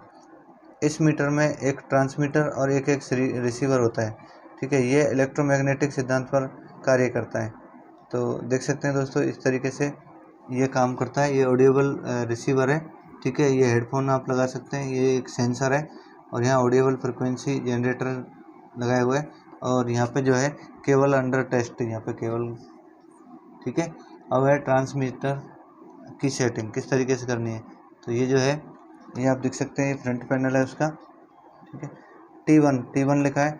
T1 बटन को लॉन्च प्रेस करें, लॉन्ग, ठीक है, थोड़ा। और अगर बीप की आवाज़ आती है तब ट्रांसमीटर की बैटरी चार्ज है, अन्यथा T7 के द्वारा चार्ज करें। अगर ऐसा नहीं है तो T7 पॉइंट जो दिया है इसके द्वारा चार्ज करना है। T6 का काम क्या है, T6 जो है T6 में लगे कनेक्टर में लाल और काली 2 लीड होती हैं। लाल लीड को रूट जानने वाले केबल के कंडक्टर में लगाएं और कंडक्टर के दूसरे सिरे को अर्थ में लगाएं, ठीक है। अब है काली लीड को अर्थ के में लगाएं और T2 बटन को एक बार दबाएं। एक बार दबाने पर T2 ओम मीटर पर सेट हो जाता है और केवल कंडक्टर का अर्थ के साथ में प्रतिरोध बताता है। T2 फॉल्ट मोड या टोन मोड पर सेट करें। तो यहाँ देख सकते हैं फ्रीक्वेंसी 577 हर्ज या अप टू, यानी कि लूप रेजिस्टेंस जो है 2 किलो हर्ज पर रखना है, और यदि 8 किलो हर्ज वाली है फ्रीक्वेंसी तो 2 से 6 पर रखना है, और 33 किलो हर्ज के लिए तो 7 से 10 किलोमीटर वाली पे, और 200, ठीक है, लूप रेजिस्टेंस, और 200 किलो हर्ज यानी मोर देन 10 किलोमीटर से ऊपर 200। तो उपरोक्त प्रतिरोध के आधार पर T3 से फ्रीक्वेंसी सेट कर सकते हैं अपन। ठीक है दोस्तों, अब चलते हैं। अब ये इसमें देखा है कि बटन एक से मीटर को ऑन करें, यहाँ लिखा है जो यहाँ से ऑन किया। दूसरे एस के बटन को प्रेस करके केबल पाइप जो है ये रिसीवर की सेटिंग कैसे करना है, ठीक है, ये रिसीवर है, रिसीवर की सेटिंग करनी है हमको। तो क्या करना है, दूसरे एस के बटन को प्रेस करके केबल पाइप सेलेक्ट करें। उसके बाद में एस के बटन से ट्रांसमीटर में सेलेक्ट हुई फ्रीक्वेंसी को सेलेक्ट करें। फिर बटन 5 जो है लोकेट ओके को प्रेस करें। दूसरे एस के बटन को प्रेस करके डायरेक्शन पिक मोड सेट करें। अब केबल के साथ साथ चलें। अगर रिसीवर में ए पिक्चर जैसा ग्राफ आता है तो हमें दाईं ओर जाना है, और अगर सी पिक्चर जैसा ग्राफ आता है तो हमें बाईं ओर जाना है। ए और बी दोनों में बीप की आवाज़ कम आएगी। अगर बी पिक्चर जैसा ग्राफ आता है तो हमारी बिल्कुल केबल के ऊपर, और यहाँ बीप की आवाज़ भी सबसे ज़्यादा आएगी। सही पोजीशन सी पर आकर तीसरे एस के बटन पर प्रेस करने से केबल की गहराई भी पता चलती है। तो आप देख सकते हैं ये इस तरीके की बीप है। तो length of the target path, ठीक है, यहाँ पे इस तरीके का एरो बना रहता है, और यहाँ पे ये सब किलोमीटर वगैरह लिखा रहता है, ये जाते हुए डायरेक्टली ओवर द टारगेट ये अपना है। उसके बाद में राइट ऑफ टर्न, ठीक है, यहाँ जो है मेन दोनों बीच में है, मतलब यहाँ है केबल अपनी, ठीक है, यहाँ राइट मुड़ना है या लेफ्ट मुड़ना है, यानी लेफ्ट जाना है कि राइट जाना है, इस तरीके से हमको ये एरो जो है बताता रहता है। अब देखते हैं दोस्तों, ये है सोपोमीटर, इसके बारे में भी जानकारी प्राप्त कर लेते हैं। तो सोपोमीटर का उपयोग बहुत कम लोगों ने किया होगा, तो इसकी भी हम जानकारी कर लेते हैं दोस्तों। थोड़ा सा हम ये तो सोपोमीटर है। नेक्स्ट, सोपोमीटर का मतलब नॉइज होता है, ठीक है, सोपो का मतलब होता है नॉइज, और इस मीटर का उपयोग टेलीफोन सर्किट में नॉइज को मापने के लिए किया जाता है। यह मीटर 230 वोल्ट AC या बैटरी पर कार्य करता है, ठीक है। तो ये इस टाइप का होता है, ठीक है, सोपोमीटर। अब यहाँ पे मीटर से नॉइज मापने की विधि क्या है।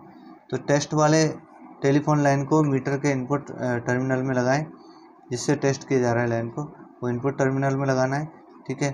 फिर फंक्शन स्विच जो होता है, फंक्शन स्विच, उसको हम 600 इम्पीडेंस पर रखते हैं, ठीक है। उसके बाद में फिल्टर स्विच को हम ये क्या वेटेड पर सेट करते हैं। तो आप देख सकते हैं इस तरीके से।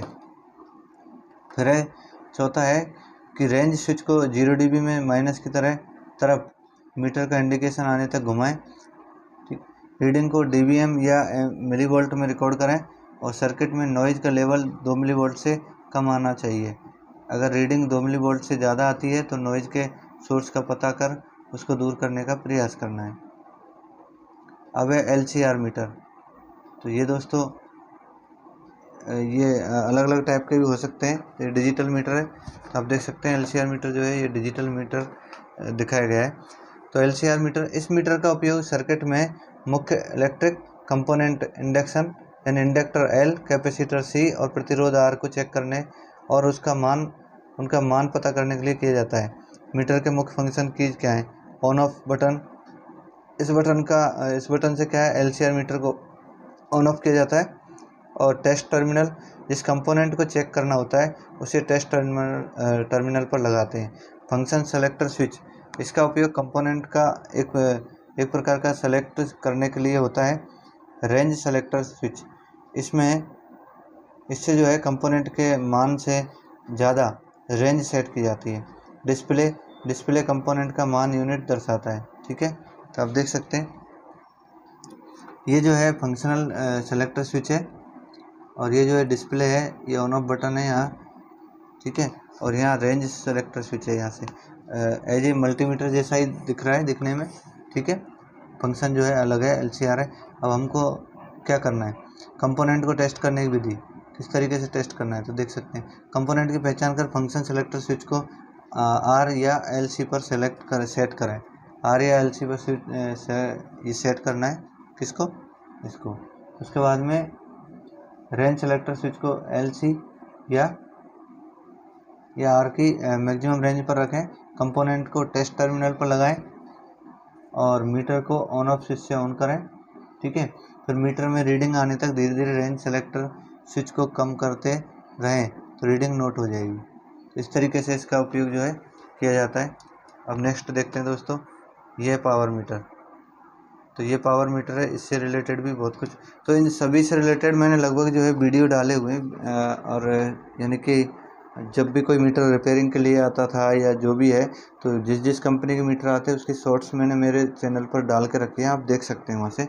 शॉर्ट्स में बहुत सारे मीटरों के बारे में बताया है, अंदर से इनर भी PCB बताई हुई है उनको, तो देख सकते हैं। ये दोस्तों पावर मीटर पावर का उपयोग BHF सेट की पावर मेजर करने के लिए किया जाता है, ठीक है। तो कार्यविधि क्या है कि सबसे पहले BHF सेट की पावर ऑफ कर दें, ठीक है, ऑफ कर दें। उसके बाद में BHF UHF या HF बटन को प्रेस कर दें।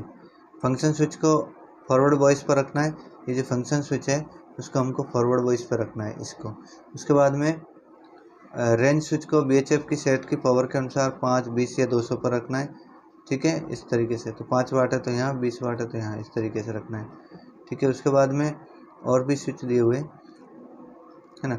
ये 2 कोएक्सियल केबल कनेक्टर में से एक को BHF सेट पर और एक को पावर मीटर के ट्रांसमीटर पोर्ट में लगाएं, ठीक है। दूसरे केबल कोएक्सियल केबल को पावर मीटर या एंटीना के बीच लगाएं। तो केबल होती हैं उनको आपको लगाना है पीछे इसके बैक साइड में, यहाँ ये दिखा कर रखिए, मैं आपको बता देता हूँ, ठीक है। इस टाइप की केबल होती है और इसको यहाँ कनेक्ट किया जाता है, ठीक है। तो देख सकते हैं 2 कोएक्सियल केबल कनेक्टर में से किसी एक को BHF सेट और पावर मीटर के ट्रांसमीटर पोर्ट पर लगाना है, ठीक है।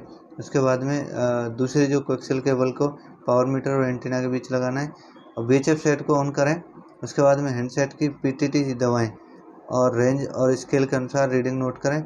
सिलेक्टिव पावर को चेक करने के लिए फंक्शन स्विच को, ठीक है, सिलेक्टिव जो पावर है उसको चेक करने के लिए फंक्शन स्विच को रिसीव और रेंज स्विच को 5 वाट पर रखकर PTT दबाकर रीडिंग नोट करें।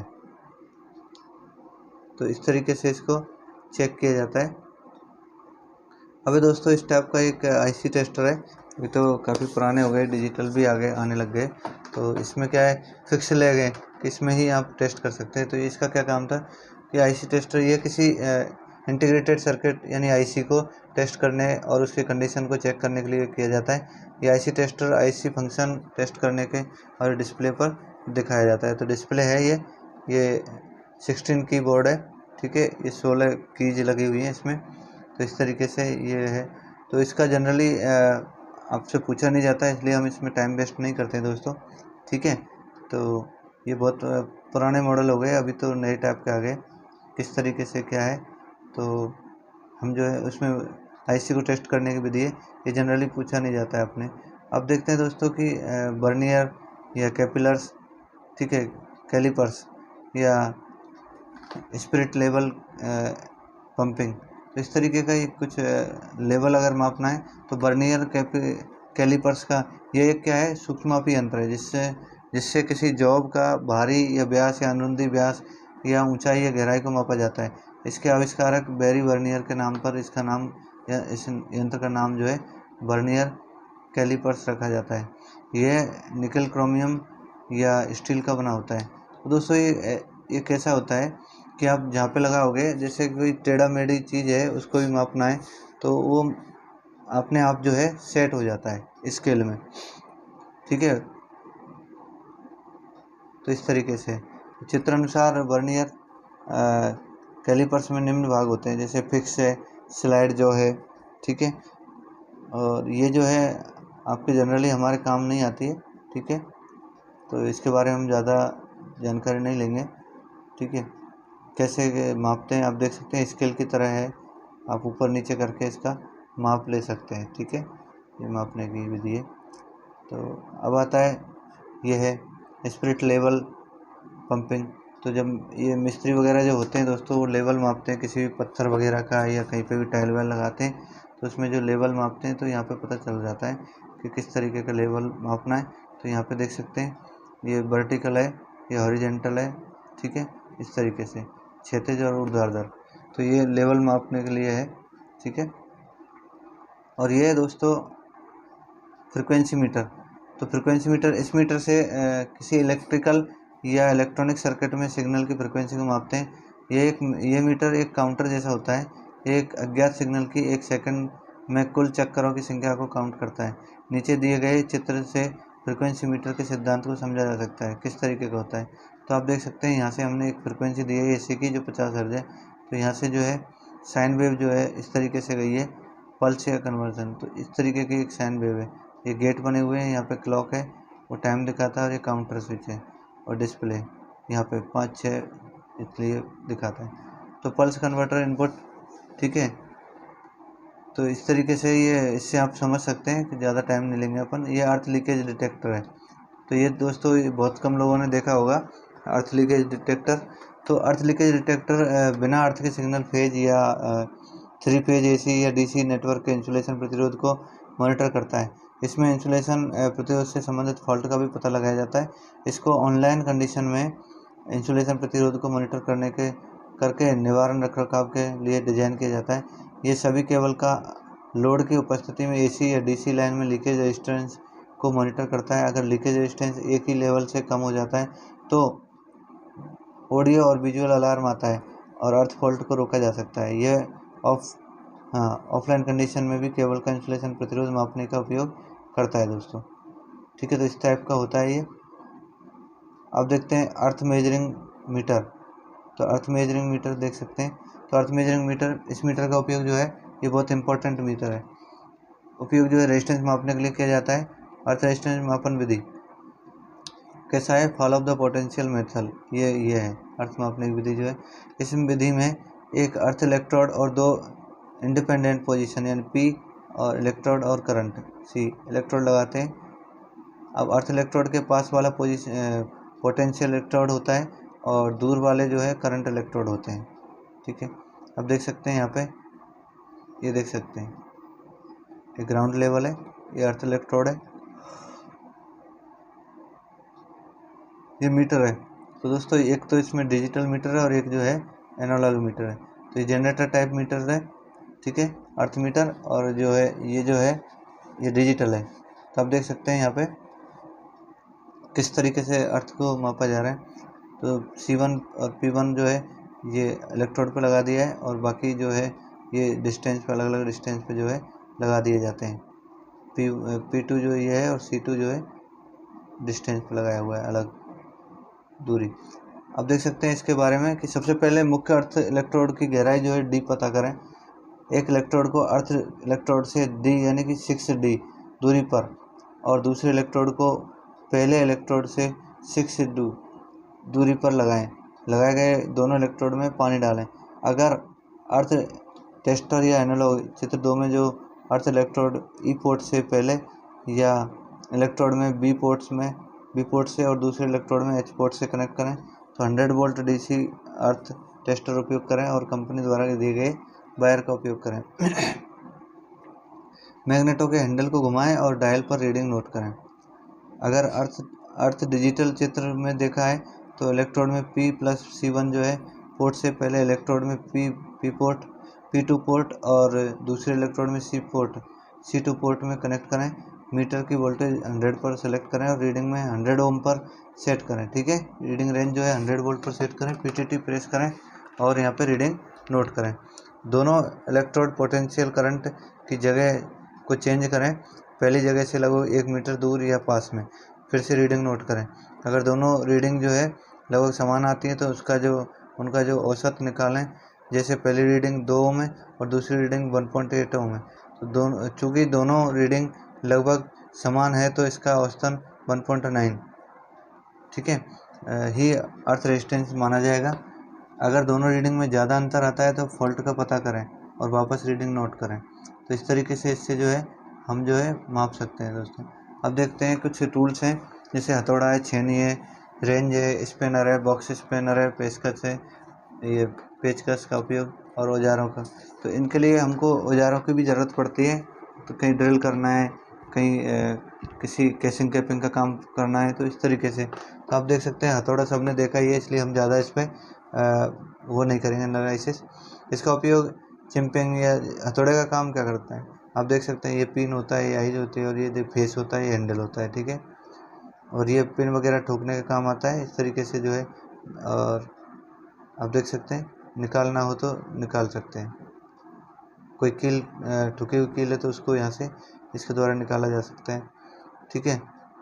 छेनी है, ये कट करने के काम आती है, अलग अलग टाइप की देख सकती हैं, है ना।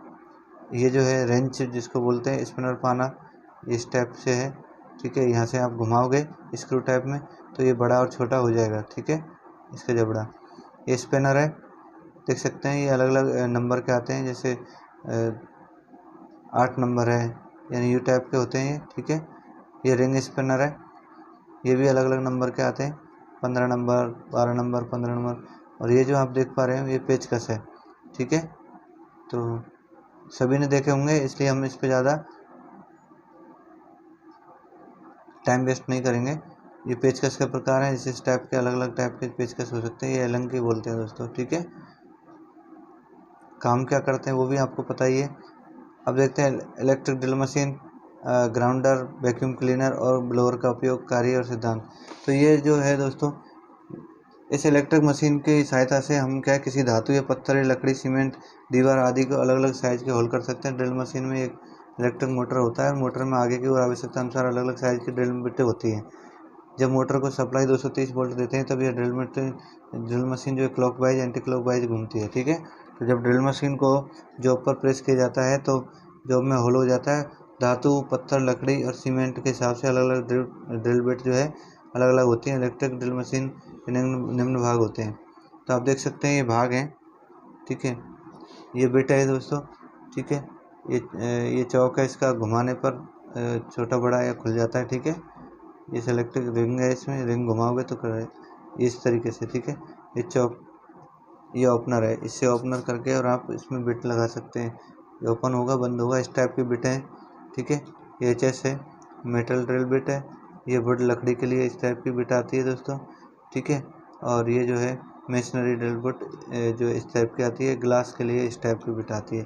तो विभिन्न प्रकार की बिट जो है आप देखने से भी पता कर सकते हैं किसको कहाँ कैसे यूज करना है, कितने एमएम की है वो आप उससे देख सकते हैं, या जितने एमएम की ज़रूरत है वहाँ से। ये जो आप देख सकते हैं ये ग्राइंडर है, ठीक है। तो इस टाइप का होता है, इसके अंदर भी मोटर वगैरह लगी रहती है, कार्बन वगैरह।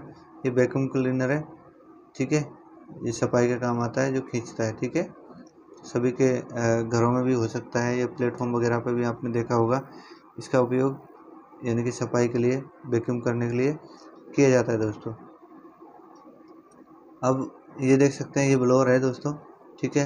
जब हम इक्विपमेंट को साफ करते हैं तब इसका उपयोग किया जाता है, या कहीं पे भी घर की साफ़ सफाई की जाती है, किसी इक्विपमेंट एसी, फ्रिज, कूलर वगैरह जहाँ पे भी साफ़ सफाई की जाती है तो ये ब्लोअर का उपयोग किया जाता है, यानी कि धूल को उड़ाने का काम जो है करता है। आप ब्रश मारो इक्विपमेंट को, उसके बाद में इसको लगा दो। ये सोल्डरिंग आयरन और सोल्डरिंग तकनीक क्या है, तो ये सोल्डरिंग आयरन है दोस्तों, ठीक है।